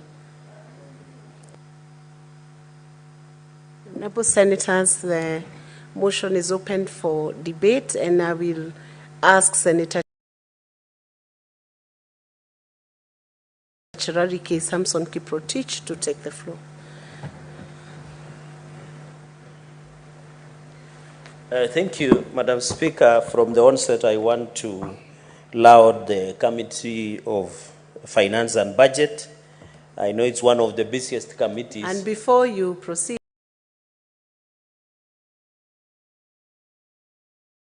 I think it's important I guide the House that the law requires nomination of a recommendation of 2 candidates, a man and a woman, and the President will appoint one of them. Thank you. May proceed. Thank you, Madam Speaker, for that guidance. I was to indicate, but it is important you did.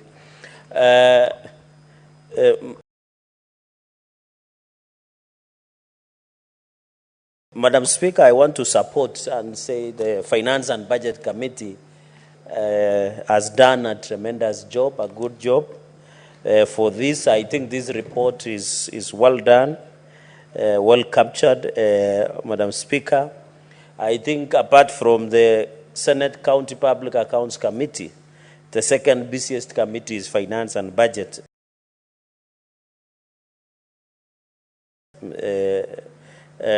Madam Speaker. Madam Speaker, I have seen credentials and the role of SRC, Madam Speaker. Let me say the following. Of course, under Article 230, the role of SRC cannot be gainsaid. It is very critical because now the decision of review of civil servants' salaries, which we are being told today, Madam Speaker, out of the revenue we collect as a country, Madam Speaker, 1.1 trillion goes to public servants in this republic. Therefore, the role SRC plays is very critical, Madam Speaker. And I've seen SRC has not been taken lightly the comments we make about their work. I have even suggested in the past that SRC should be a part-time commission because their work is not 8 to 5, Madam Speaker. Their work is to review periodically the salaries and remuneration and personal emoluments of public servants and state officers across this country, as was envisaged in Article 230. In fact, we should be looking at possibility of reducing the number of SRC commissioners in this republic, Madam Speaker, so that we are also, because if we are spending 1.1 trillion on salaries, personal emoluments for state officers, Madam Speaker, for civil servants, it is unfair because these civil servants, majority of Kenyans are not employed by a government, Madam Speaker. And therefore, even as we approve or as we transmit this motion, Madam Speaker, for the Minister of Treasury, of course, as we wait for the report of the National Assembly on the vetting exercise, of course, the CS nominee of Treasury, John Badingongo, should, if they get opportunity, to ensure that these people we approve give value to the offices that we are talking about. And therefore, in fact, SRC, Madam Speaker, has not been helpful in advice. By the way, if the reading, Madam Speaker, and you are a very senior lawyer in this republic, Madam Speaker, and Secretary General Emeritus, who ensured that you midwife the current government, Madam Speaker, it cannot be gainsaid. The work of SRC is to advise. I don't know where they got these powers. They have arrogated themselves powers to set the salary. It's not their business, Madam Speaker. And we have sat, Madam Speaker, they have never assisted us. Look, for example, at UHC, Universal Health Coverage in terms. We spend hours here. They told us they will work with the Council of Governors to confirm under permanent and pensionable terms of UHC in terms, Madam Speaker. Who served this country as true heroes when we have a COVID of 2020? They didn't assist. We have had push and pull over the issue of members of County Assembly, the MCS, Madam Speaker. Their personal emoluments, their welfare, Madam Speaker, but they have done nothing to ensure, Madam Speaker. And you know, under the labor laws, the law does not allow anybody to have their salary cut. It is never practiced anywhere in the world, Madam Speaker. We have told them, Madam Speaker, can you advise the country on the issue of welfare of members of County Assembly, Madam Speaker? We have insisted, we have sat through the AMCA, Madam Speaker. SRC has been no show. We have sat with the CAF, Madam Speaker. We have even, you remember, the intern doctors that demonstrated for the longest time possible. SRC could not advise the country, Madam. It is their domain to give a practical, implementable with the current, Madam. You saw the embarrassment that they wanted to put members of, and I suspect SRC was part of the people who are inciting Gen Z in this republic, Madam. Because when there were protests in these countries, SRC went and issued a circular of increasing salaries of members of parliament and other state officers. If we had not rejected, Madam Speaker, tungesalamiwa with these Gen Zs, they have embarrassed us. It means they are not having their work cut out. They don't follow what they should be doing as SRC, Madam Speaker. It was embarrassing. They embarrassed the presidency. They embarrassed the state officers, members of parliament, when the country is going through hard economic times, Madam Speaker. Why would you want to increase the salary? And it embarrasses us, Madam. We in fact, I propose that through your office, and through the head of public service, SRC must give us unreservedly apology to the country of the Kenya and state officers for putting us into embarrassment and setting us against coalition course with the great people of Kenya, Madam Speaker. We have Kenyans who are earning less, Madam Speaker. Why don't you look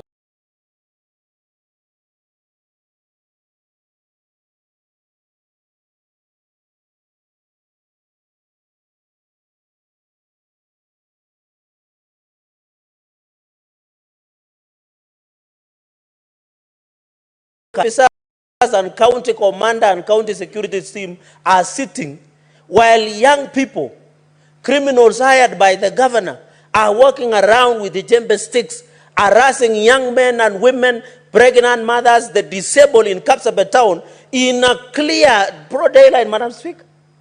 And yet we are struggling here. As we talk today, the ECD teachers of Nandi County are supposed to go on strike because they have not been paid. But when you hire hooligans, the county has money to hire, but they can't buy drugs. They can't pay ECD teachers very well, Madam Speaker. The roads are impassable in Nandi as we talk, Madam Speaker.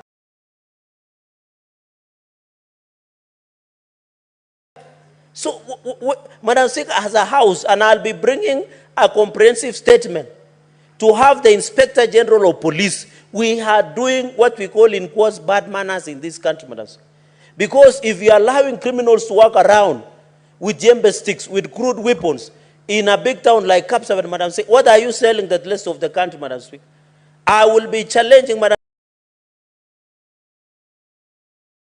Speaker, and therefore, we must agree that even as we approve, we pass anything, Madam Speaker, in this House, we must ensure, Madam Speaker, we speak truth to the power. And governors should understand that they don't exist, they don't have powers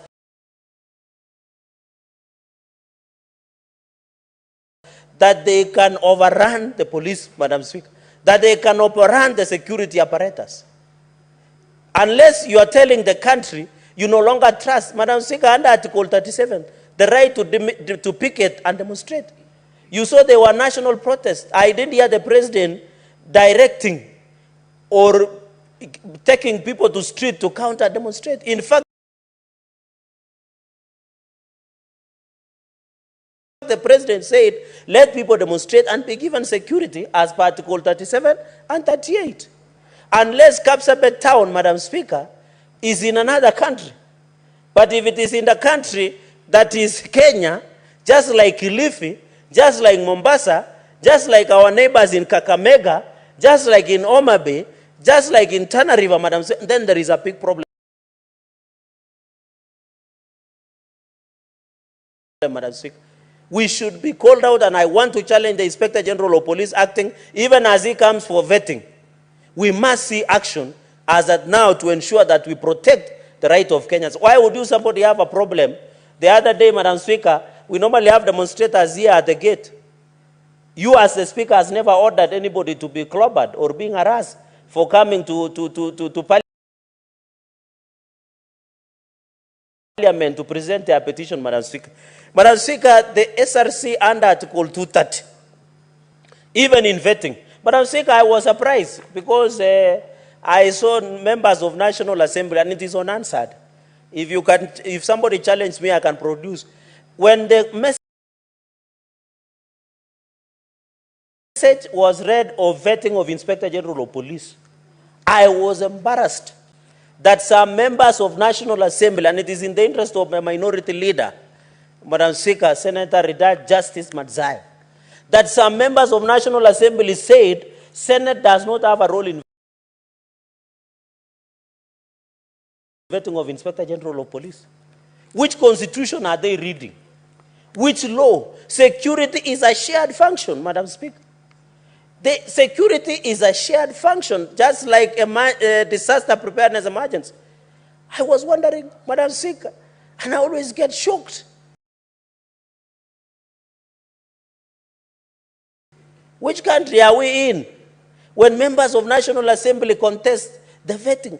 Madam Speaker, if members of National Assembly embarrass themselves with what they did, they should not use that Senate to redeem themselves. They should redeem themselves. Why were they bash and attack Senate? They attacked us on conflict of interest bill. It is unanswered. They didn't want Senate to be part of the Inspector General of Police vetting. It is the Constitution. The law is very clear under Article 93. Parliament is the Senate and the National Assembly. Security is a shared function. You cannot say, and that is why we fought in this Parliament, and I know people who have stayed longer like Senator Mansai and Senator Kalwale will tell you, we wanted even governors to sit in County Security Committee. Because if a problem occurs today, you will need that governor to be part of security restoration within that county or within that constituency, Madam. We fought for long. So it was embarrassing. Even senior House leaders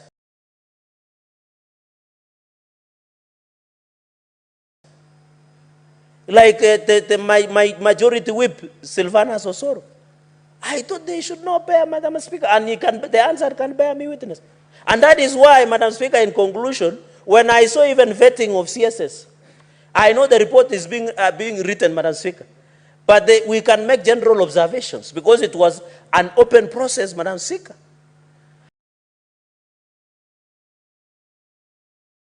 You find the process of vetting of cabinet nominees, Madam Speaker. Even the chair was talking more than the nominees and making just comments, Madam Speaker, and making funny comments. How do you tell a nominee, don't bring your bedroom matters before this committee? Is that even a valid question to ask? Instead of asking how many taxes you are paid for this country, what is your ability, what is your competence? Madam Speaker, I'm impressed by a number of nominees. One person who impressed me is former Governor of Mombasa, Ali Hassan Joho. Despite getting a D-, he is having 2 masters and is going for PhD. Which inspiration do you want? That inspiration is the best. It means in life you must work hard. So from that vetting, at least the young people, people who do not perform well, people who went to Kumbaru, Madam Speaker. I know Senator Kalwala has not been having kind words towards me, but the inspiration of Governor Ali Hassan Joho, the nominee of mining and blue economy, Madam Speaker, even shocked the country with the grasp of Queen's language, with that clear thought process, Madam Speaker. I think that was the observation, Madam Speaker. Another nominee that impressed me was the former MP of Garissa Town, Aden Duale, Madam Speaker. I was happy with his honesty. He said he doesn't receive phone calls because members of parliament are corrupt. Anyway, the chair did not decide to correct, so it is unanswered. The Minister Duale was an honest man. He said he does not receive our phone calls as members of parliament because we are corrupt, Madam Speaker. But no one corrected. It is unanswered. We can print it and bring it here, Madam Speaker. So we need honest. Even Madam Speaker, Eric Muredi that was having is what 32 million. I want to agree and challenge the GNC that Eric Muredi, Madam Speaker, if approved, will be he's only 32 million worth. He doesn't have a car. He's a young man with a vision. That should encourage, Madam Speaker, how we perform as a country. We should believe in the people that we have, Madam Speaker. So even as we did vetting, and I'm proposing this, Madam Speaker, going into the future, can you direct when our committees does vetting, like finance and budget? I have noticed in our committee rooms, Madam Speaker,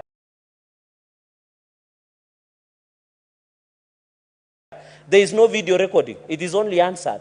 I wish and I request, and I wish the commissioners or the commissioner is here, at least every committee room should have a video recording so that we have the answer and video recording, so that some of us, Madam Speaker, some of these videos that are being vetted, Madam Speaker, can have opportunity to be able to go through, Madam Speaker. So the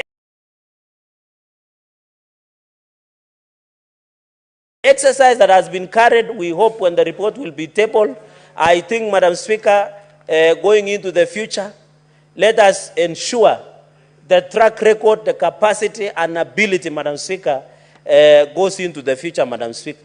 So we believe the vetting that was being done, and I want to request, Madam Speaker, I don't know how your office will look. I want to request the way we saw vetting in National Assembly with cabinet nominees. I don't know, we should have structured questions to be used in vetting, like the way the Finance and Budget Committee, Senator Kalwale is here, should tell us what would happen, Madam Speaker. Because the questions that were being asked, Madam Speaker, some are embarrassing.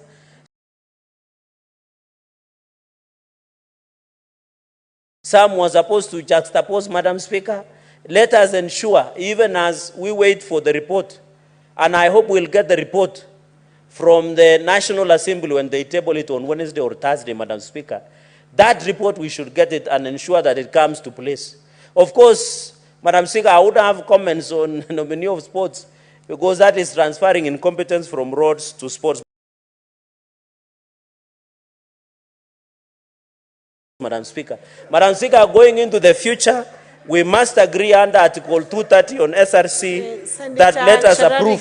Senator Cherargei, I had given a direction regarding commenting on a process which has not been completed by the other house. I gave that direction to Senator Gloria, and it should have clearly informed your debate. It seems not to have been informed. informed by that, and I now guide you not to touch that process Madam until Speaker? it's determined Yes. and a report done by the other house.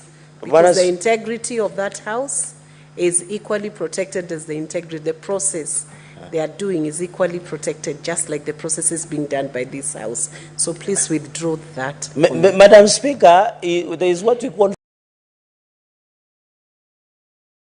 fair comment in a fair administration process, and I'm just making a general comment. I have not mentioned anybody's name, unless you know that person. Have I? I have not. The nominee is clearly known, Senator Cherargei. Madam Speaker, I think the standing orders... Every member would take judicial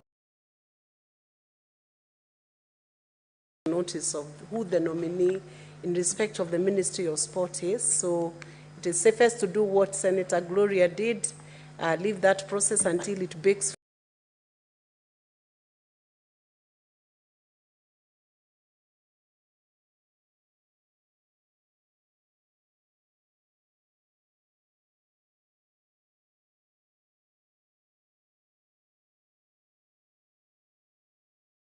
To respond to it, and since they are not, and the report is not yet out, if the report was out and a verdict has already been rendered by the panel on the other house, then it will be easy to debate and it will be easy to accept as a public record once the report is out. So I still guide that since they cannot defend themselves,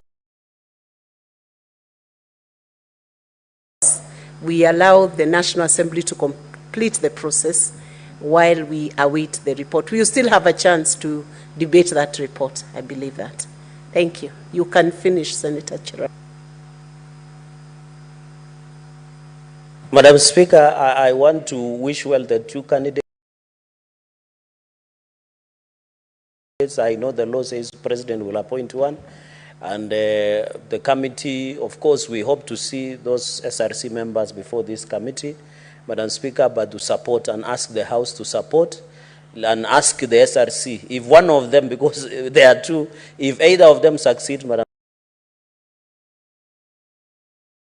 Speaker, they should assist the country in advising on the issue of ballooning, Madam Speaker, not only national wage, but also county wage. The only county that is below, Madam Speaker, because I have advantages that is below 35% is Turkana County. The rest are beyond 35 as per the regulations on wage bill.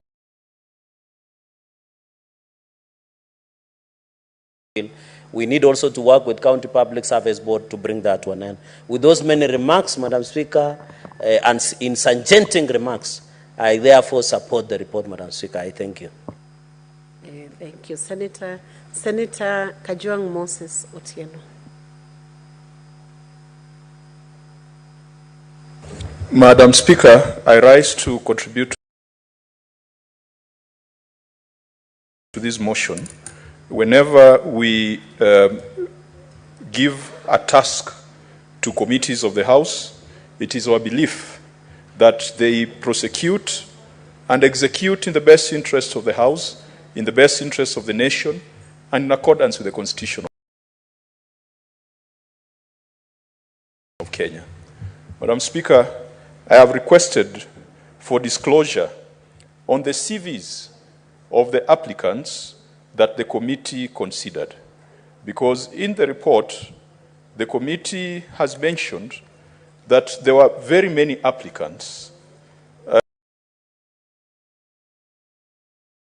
There were 48 applicants, and then there was a short list of about 10, and then about 15, and then 2 persons were picked from that list. And Madam Speaker, I take note that when I look at the short list, we have 2 ladies who topped the list. And that's quite impressive to find that 2 female applicants were considered to be the best. Now, the law requires that the House nominates a man and a woman. And as a result, Madam Speaker, I can see from this report that there is a female applicant who came from Mombasa County, who was number 2, and that is Mohammed Nahida Athman, who got 71.29% score, higher than Mohammed Aden Abdi, the male whom the lot has fallen on, who got 70.29. Mr. Speaker, when you're debating this kind of motion, it's important that the clerks give us the full information, the full picture, because I would be very, very interested in seeing the CV of Lynette Washiali Muganda from Kakamega, the CV of Mohammed Nahida Athman, and the CV of Mohammed Aden Abdi. Madam Speaker, the Senate has got a role in constitutional commissions. Now, this is part of it. And this is a very, very important role that we play. How I wish that our colleagues knew how important this role is and how hard we have fought for the Senate to be involved in appointments and financing of independent commissions. The approval of the Inspector General of Police is another solemn duty that this House must undertake,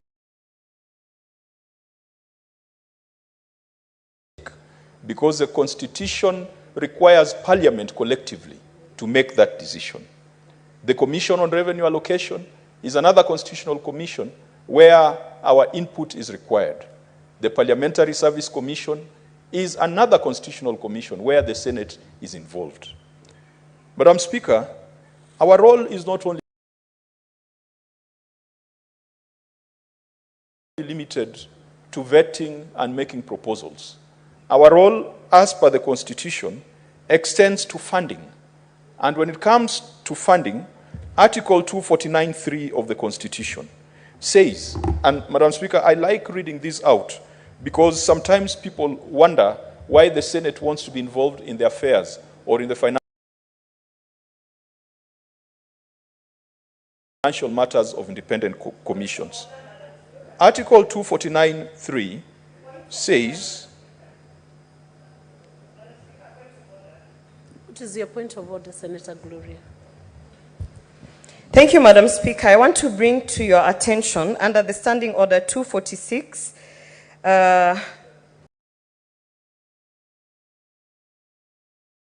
the Standing Order on broadcasting as well, Madam Speaker, there has been a recurring incident every time I speak in this. Not every time, but at least 3 times when I've been speaking, Madam Speaker. It is an intentional sabotage that when I'm at the floor, somehow, for a very peculiar reason, the online stream is tampered with, Madam Speaker. And I am speaking this confidently because I've actually walked out to find out, Madam Speaker. When I was seconding this motion, which is a very important motion, Madam Speaker, you can go and confirm and ascertain that they actually went offline. And they are claiming that there is some technicalities and issue, Madam Speaker. Madam Speaker, if you look at our standing order, and if I can just direct you to the Standing Order 245(2) and number 3, when it says, when broadcasting the proceedings of the Senate on television, the following guidelines shall apply. The camera shall focus on the senator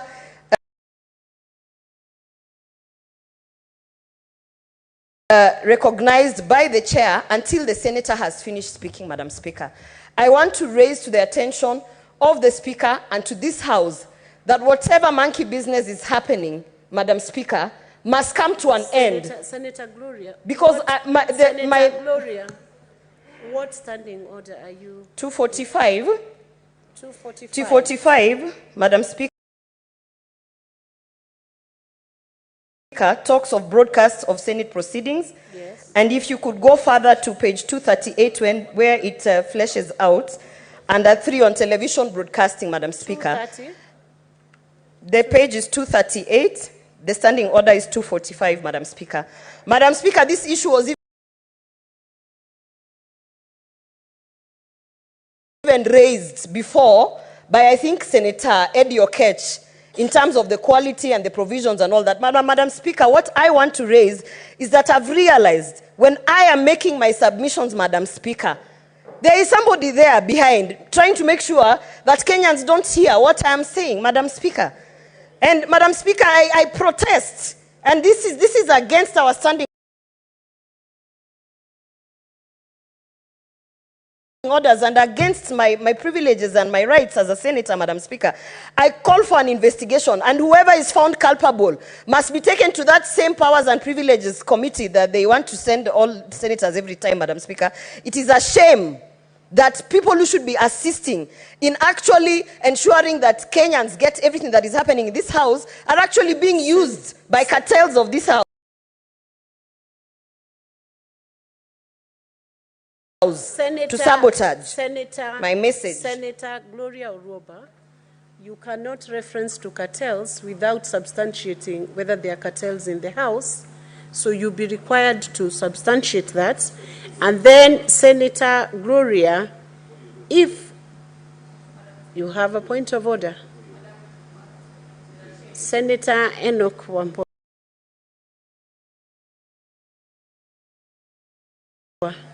You have a point of order? Yes, please, Madam Speaker. Madam Speaker, due respect, Senator Gloria stood on a point of order when Senator Kajwang was contributing. And I've been asking myself, what was out of order with what Senator Kajwang was presenting and the connection between what he was presenting on and what she has spoken about. Madam Speaker, this is also a house of record. And we also have to draw a line between issues that are administrative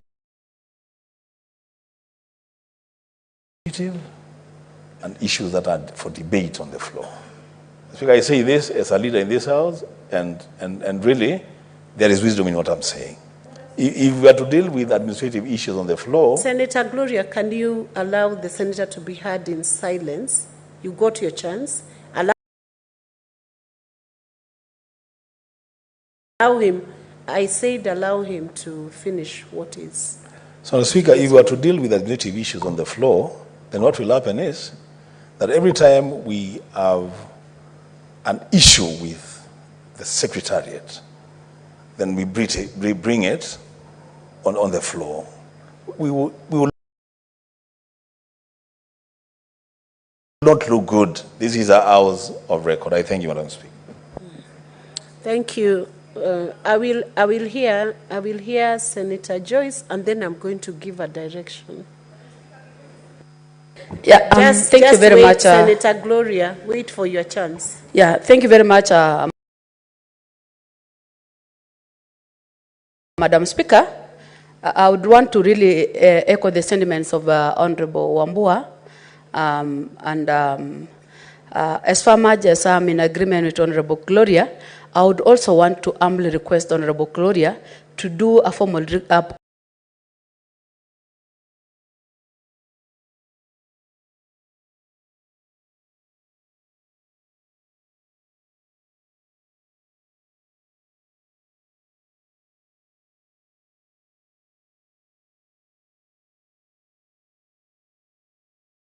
this house, Madam Speaker, and may I even dare say, Madam Speaker, that if they keep singling out the complaints that I bring to this floor as an issue about Gloria, Madam Speaker, first they came for the Jews, then they came for who?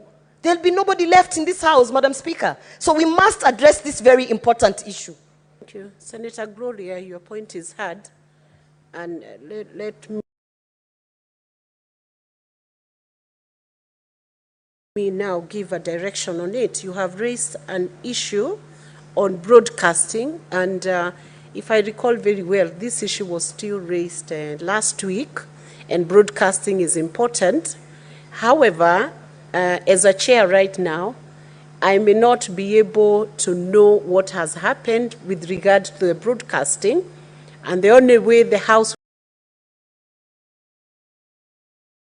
would get to know what has transpired as you were seconding the motion would be for the clerk's dispatch desk to ensure that we have a report on whether the broadcasting was happening, the transmission was happening,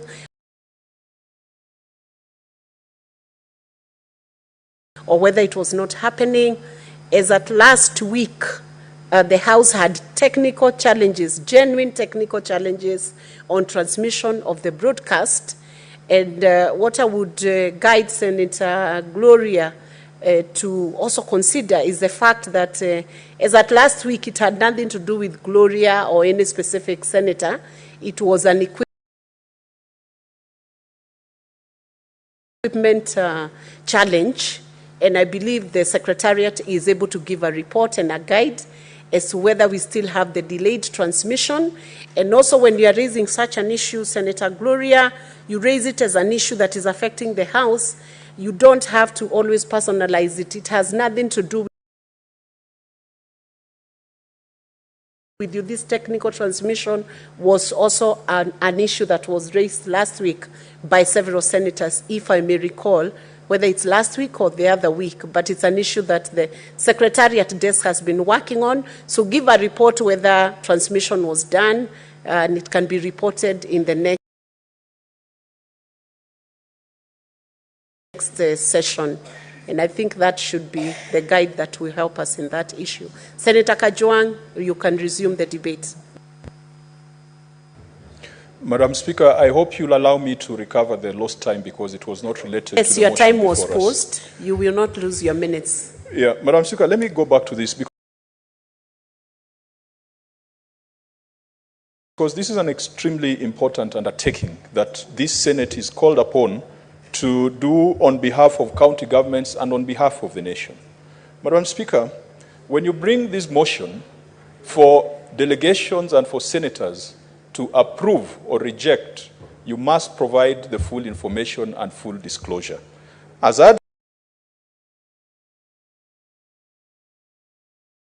said earlier, that there were 48 applicants who were narrowed down to 15. And the committee has given us the names of 2 applicants for consideration and for approval. Madam Speaker, I cannot make a decision in the absence of the details of the qualifications of those other applicants who have been shortlisted. In this list, Madam Speaker, I see Mr. Silas Otieno Owiti from Homa Bay, who scored 59.71%. At least give me a glimpse onto his CV. At least give me a glimpse, give me the notes so that I can see from the minutes how the performance was. And Madam Speaker, when it came to the appointment of Dr. Amoth, which is a motion before the House, I am seeing annexures and minutes and all the details of considerations of the committee. But when it comes to the discussion of these 2 nominees to the SRC, I have even requested in the official WhatsApp group for the annexure that carries the CVs, the annexure that carries the conversations that led to this decision. Madam Speaker, we must be careful because I've been through this exercise. I do recall about 6 years ago when this House was called upon to make a similar decision. There were even accusations of favor. There were even accusations of tribalism. There were even accusations that the committees were operating with an end in mind. And Madam Speaker, at that time, some of the applicants were former senators. They were former colleagues. It was very sad when some of them, a former senator who has been in this House for 5 years, was being disqualified for lack of experience. If you have been a senator for 5 years, or a member of National Assembly for 5 years, what other experience do you need to get a job in this country? What other experience do you need to undertake a role in a constitutional commission? And Madam Speaker, I want to be convinced that such considerations were not made in this case. And it will be important that before we take the vote, that we get the full disclosure of the minutes and the conversations and the resolutions and any dissenting opinion, if there was a dissenting opinion of members of that committee, Madam Speaker, because as I look at the adoption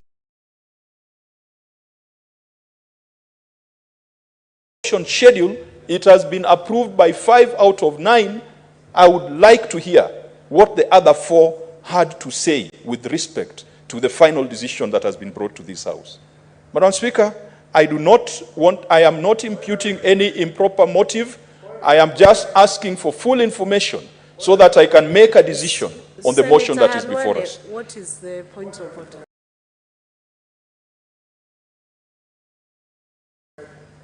Your point of information. Sorry. Would you like to candidates. Number two, Madam Speaker, the issue he has raised about the fear that there could have been tribalism and stuff like that, it will help. We had a marking scheme. The nearest way the committee approached the issue of how to handle the great tribes of Kenya was the constitutional requirement of regional balancing as to how much one was getting for academic endowment. If you had a bachelor's degree, you scored less than master's degree, and so on up to PhD. I beg to inform. Madam Speaker, I want to thank Senator Khalwale. Indeed, as a member of this committee, if there is important information that has not been brought before this House, then this motion should be stood down. I am looking at a similar report of a nomination for Dr. Amoth, Madam Speaker. And I'm looking at the iPad here. There is an annexure that is 244 pages. 244 pages. It has minutes. It has details. Why is this different? And it is a similar process where we are being called upon to exercise our constitutional and statutory duty to make approvals or appointments to constitutional commissions.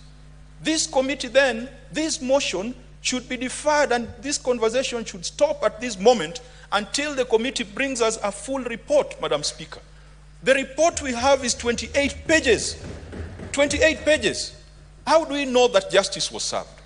If it was not the respect that I had for Senator Khalwale, how would this House have been informed of that criteria? Madam Speaker, as I've said, I've gone through this process. And this particular process, we came to some conclusions. It was established that a committee had dismissed a former senator on the basis of lack of experience. And I've kept asking that once you have been elected as a senator or nominated as a senator, you have sat in this House approving budgets, approving appointments, writing laws, you have sponsored laws. How can a committee then come and tell you that you do not have requisite experience to become a member of a commission? And that's why we're insisting we need to see those annexures to see whether those kind of arguments found their way in the decision of this committee.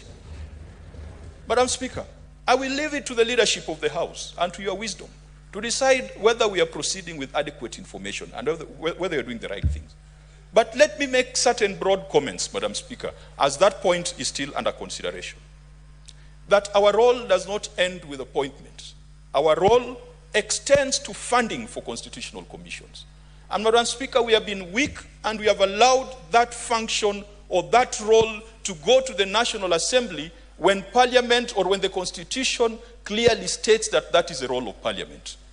I want to read Article 249(3), which says that Parliament and not National Assembly and not Senate, that Parliament shall allocate adequate funds to enable each commission and independent office to perform its functions, and the budget of each commission and independent office shall be a separate vote. End of quote. Madam Speaker, the word there is Parliament, and it is not National Assembly. We have a responsibility, we have a duty to be engaged in the budgeting and resource allocation for constitutional commissions. It is an embarrassment when the Office of the Auditor General is running around begging for funds and saying that the National Assembly has arbitrarily trimmed down their allocations. It is an embarrassment when other commissions like the EACC come to us and say that, yes, Senate, you have referred 146 matters to us, but give us the resources to undertake our job. How can the Senate expect the EACC to carry out investigations in 47 county executives and in 47 county assemblies, and yet the Senate is not involved in allocation of budget to that commission? Madam Speaker, we must rise above our partisan political formations and stand for this House. When this House insisted on vetting the Inspector General of Police, I was in this House and Senator Boni Khalwale was there. The initial mischief was to process and fast-track it through the National Assembly. This House stood up, and eventually the IG became a client of both houses. We must also insist that we give effect to Article 249(3). Otherwise, these commissions will have no respect for the Senate. These commissions will not follow up any matter that has been referred to them by the Senate, because he who pays the piper pays, who pays the piper plays the tune or calls the tune. So if they know it's the National Assembly that is involved in their resource allocation, even if there was competing recommendations, you tell EACC to pursue something, they will tell you they're still dealing with the recommendations of the National Assembly, because that's where their bread is buttered. Madam Speaker, let me talk about the interview process. We have the Public Appointments Parliamentary Approval Act. Madam Speaker, this is a statutory instrument, or this is law that relates to how Parliament shall conduct itself when it comes to constitutional and statutory appointments. And Madam Speaker, I do not agree with the committee on paragraph 13, page 16. Madam Speaker, I disagree with the committee when the committee makes reference to Standing Order 76 and 77. This interview should have been done in line with the Public Appointments Parliamentary Approval Act, the same instrument that the National Assembly has been using to vet the cabinet secretaries. And Madam Speaker, the reason why I say so is that the Public Appointments and Parliamentary Approval Act provides great detail on how this exercise should be conducted.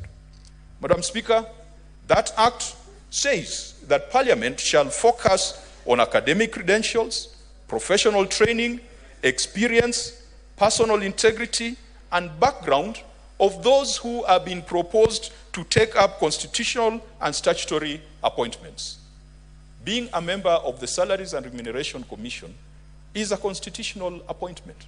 And so, Madam Speaker, how I wish the committee would have made reference to the Act of Parliament that is currently in existence rather than to Standing Order 76 and 77.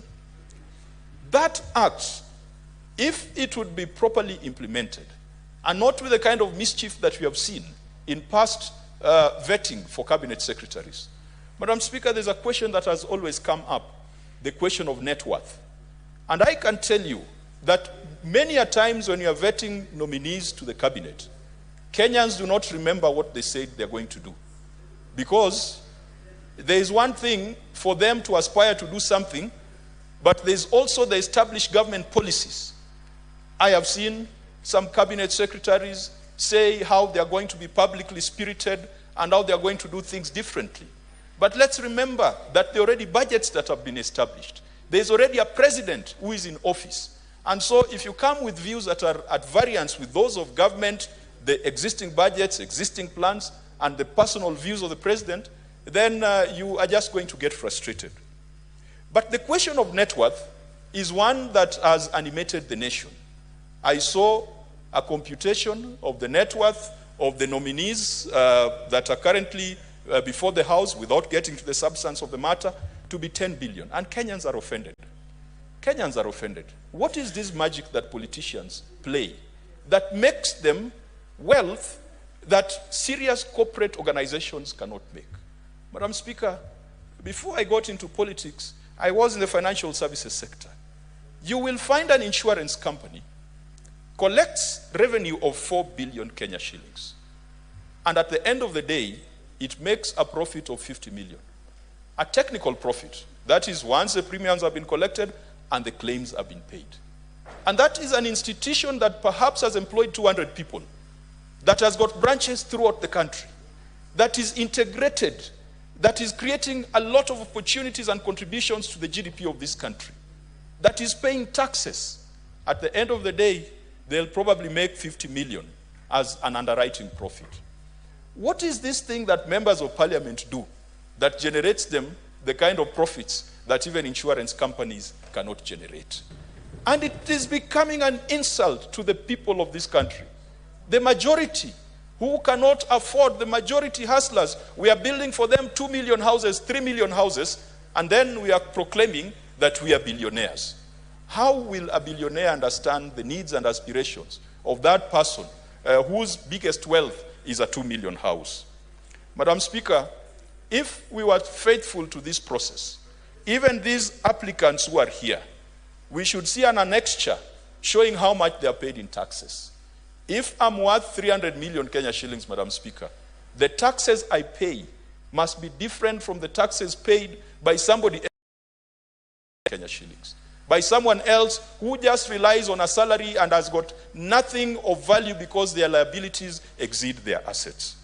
Madam Speaker, another question that must be asked is a question of conflict of interest. In the substantive act that I've referred to, there is a question on conflict of interest. If my family is doing business, perhaps in the ICT sector, and then I get into government as a minister for ICT, I must disclose and I must lay out before Parliament how I'm going to prevent potential conflict of interest. In fact, in serious jurisdictions, once you get into certain constitutional and statutory positions, you put your assets or your wealth in a trust so that you are no longer directly involved. And so you are not compromised when it comes to procurement and provision of opportunities. We never ask those questions. Another question that we are required to ask under the Public Appointments Act is, have you ever been charged in a court of law? Madam Speaker, you don't hear those questions being asked. Another question we are supposed to be asked is, have you ever been advancedly mentioned in any report before Parliament? And Madam Speaker, all the 47 county governors have been adversely mentioned in reports before this House. And if we are taking seriously the reports of Parliament, which we must take seriously because we are Parliament, we must ask ourselves, during your tenure as governor for Tana River, did the Auditor General ever raise queries? And did the Public Accounts Committee bring a report to the House? And did the House adopt a report that recommended your investigation and prosecution? You find a lot of people in public offices.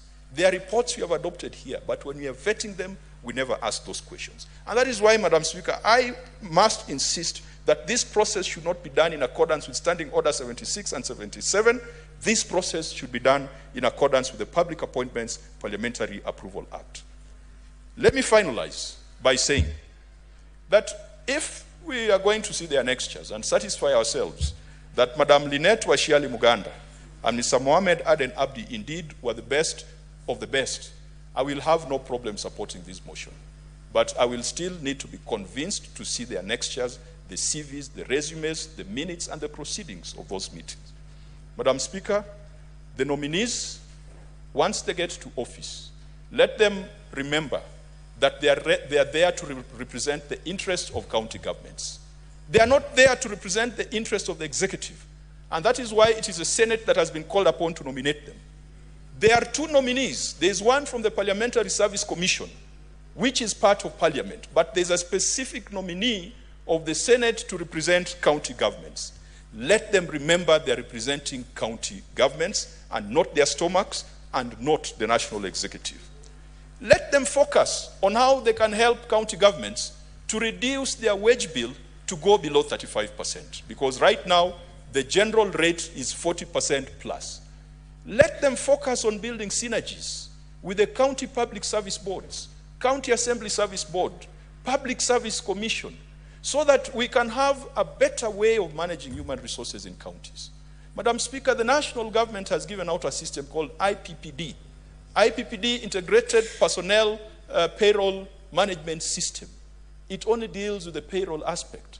Payroll is not HR management.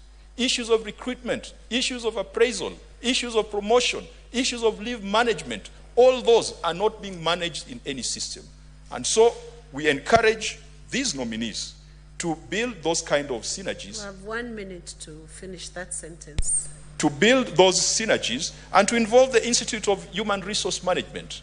The greatest resource that we have in county governments is a human resource. Let these two nominees go there knowing that they are going to look at the interests of county governments and not the interests of the presidency or of a broad-based government.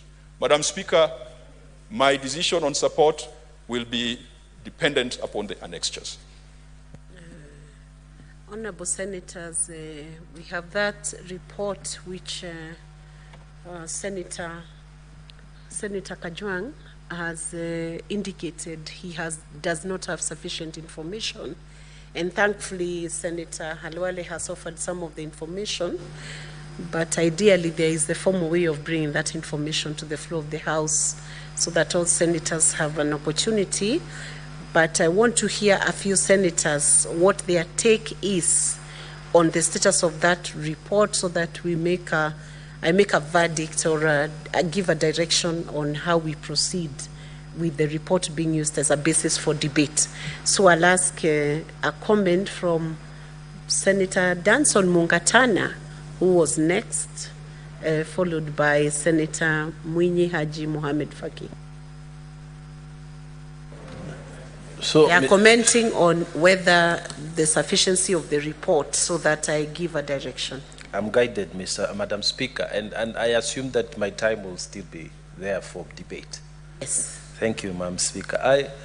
I am of a different view, Madam Speaker, and maybe this is not a popular view, but Madam Speaker, if you are at the very beginning of this afternoon session, the Honorable Senator Bonik Halwale gave a statement.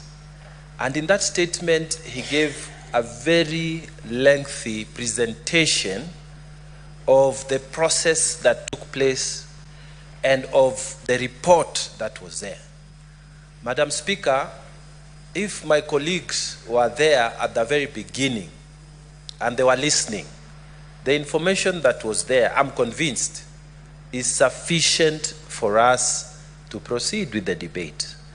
And Madam Speaker, if we are not happy, if somebody is not sufficiently informed, we have the services of the Sergeant at Arms all over here who can give you any information you require. You just need to request. So my opinion, Madam Speaker, is that I may be wrong or I may be right, but I know for a fact that some constitutional office holders in the commission, the SRC, their term is coming to an end. And so we must not stagnate too much because there are 7 other appointees from other areas. We have been given 1 and we have 2 names.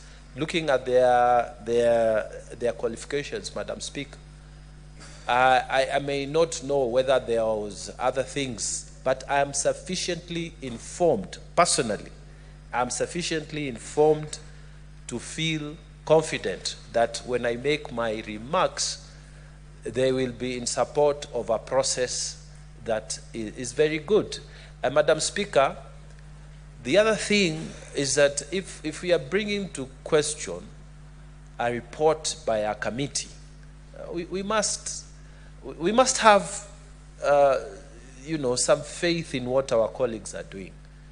Madam Speaker, the Finance Committee has been praised, and we have all the time praised them because of the work they are doing.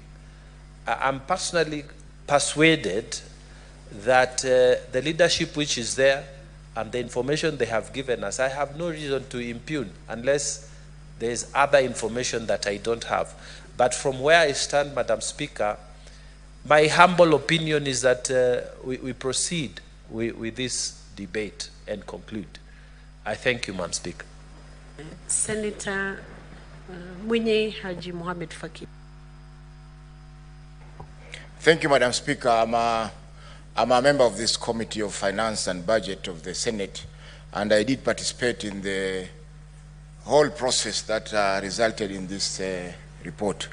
Madam Chair, first of all, my Senator Shakila and I dissented on this report and recommendations. And even this morning, I did ask in the committee, I did make a comment that we had a dissenting opinion. Why is that dissenting opinion not captured in the report? Understanding order number 2 to 3, I think 5, says that a dissenting report, a dissenting opinion has to be captured in the report. A report having been appointed by a majority of senators, a minority or dissenting report may be appended to the report by any member or members of the committee. Madam Speaker, this has not been complied with. And as Senator Kajwanga said, the report is sketchy and doesn't show the true import of what transpired during the interviews. Chair, Mr. Speaker, now, it will not be prudent for us to continue the debate if those issues have not been considered. Thank you.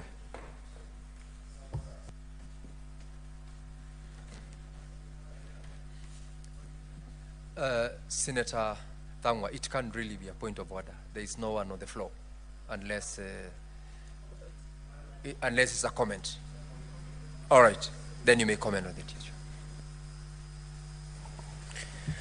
Mr. Speaker, what we are witnessing now on the floor of this House today is one of the reasons why people are in the streets in this Republic of Kenya, because information is scanty, Mr. Speaker. We are not able to have information when vetting is going on. If you ask this country, you will only be told the vetting that was going on within this period was that of the CSs. The people probably did not have information. There was a vetting of these commissioners to represent the county government at SRC. But, Mr. Speaker, it is very sad for a member of this House to request for a postponement of a report that has been tabled. Yet these vetting were open to the public, were open to the members of this House, and anybody who wanted to find out the nitty-gritties could have attended these sittings, Mr. Speaker. Because I am commenting on this, it is not a point of order. Just the way you have commented, I'm commenting on it. We are commenting so that we assist the Speaker to make a decision. And I would request, Mr. Speaker, to be heard in silence. We listen to the two gentlemen in silence, Mr. Speaker. Mr. Speaker, my issue is that once a report has been tabled in office, on the table of the Senate, every member should be given an opportunity to discuss. If you reject, you reject it. If you support it, you support it. But the issue of stepping down a report that has been put on the floor of the House, Mr. Speaker, it will go against our standing orders, Mr. Speaker. If you did not have the report, you had enough time to request for that report. And they're there, the public documents, Mr. Speaker. But it is my prayer, Mr. Speaker, that this report, we continue debating, because we have so many people who will be having an opportunity to debate it. And I trust the committee, Mr. Speaker, that was mandated to do this kind of vetting. It is one of the committees that has been praised in this House, that has been doing their work diligently, Mr. Speaker.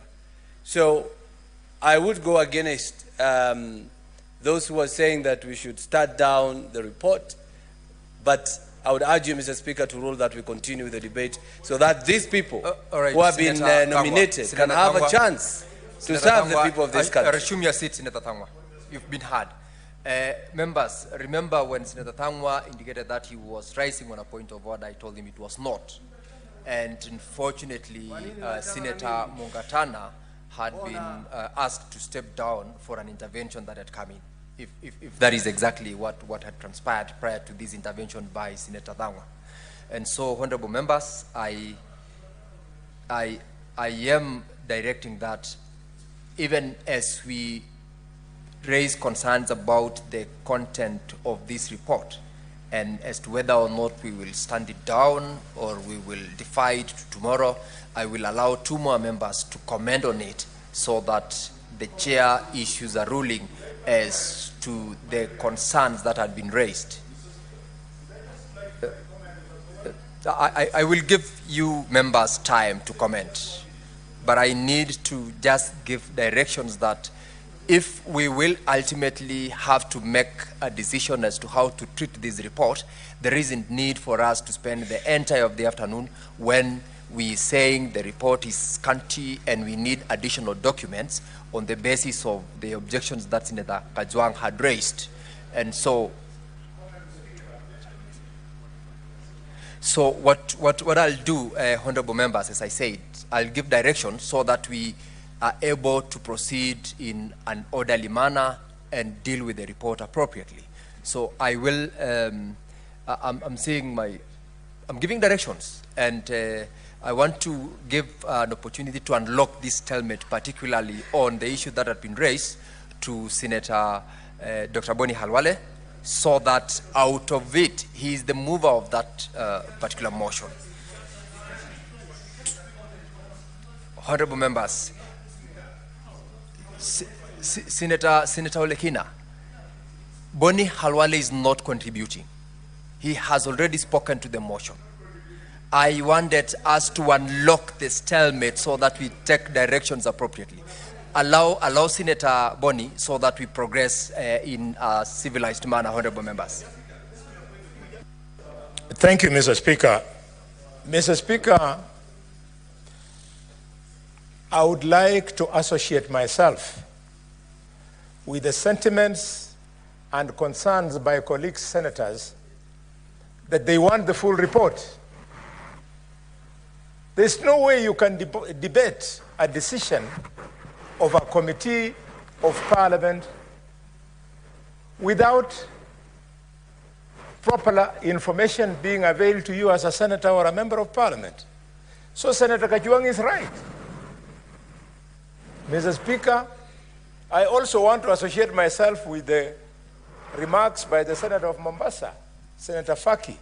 He's a member of this committee just like myself. He's right when he tells the House that there were two members who descended, Senator Faki and Senator Sakila. It's a fact. The other two members, Mr. Speaker, whose vote is not recorded, did not attend the process at all.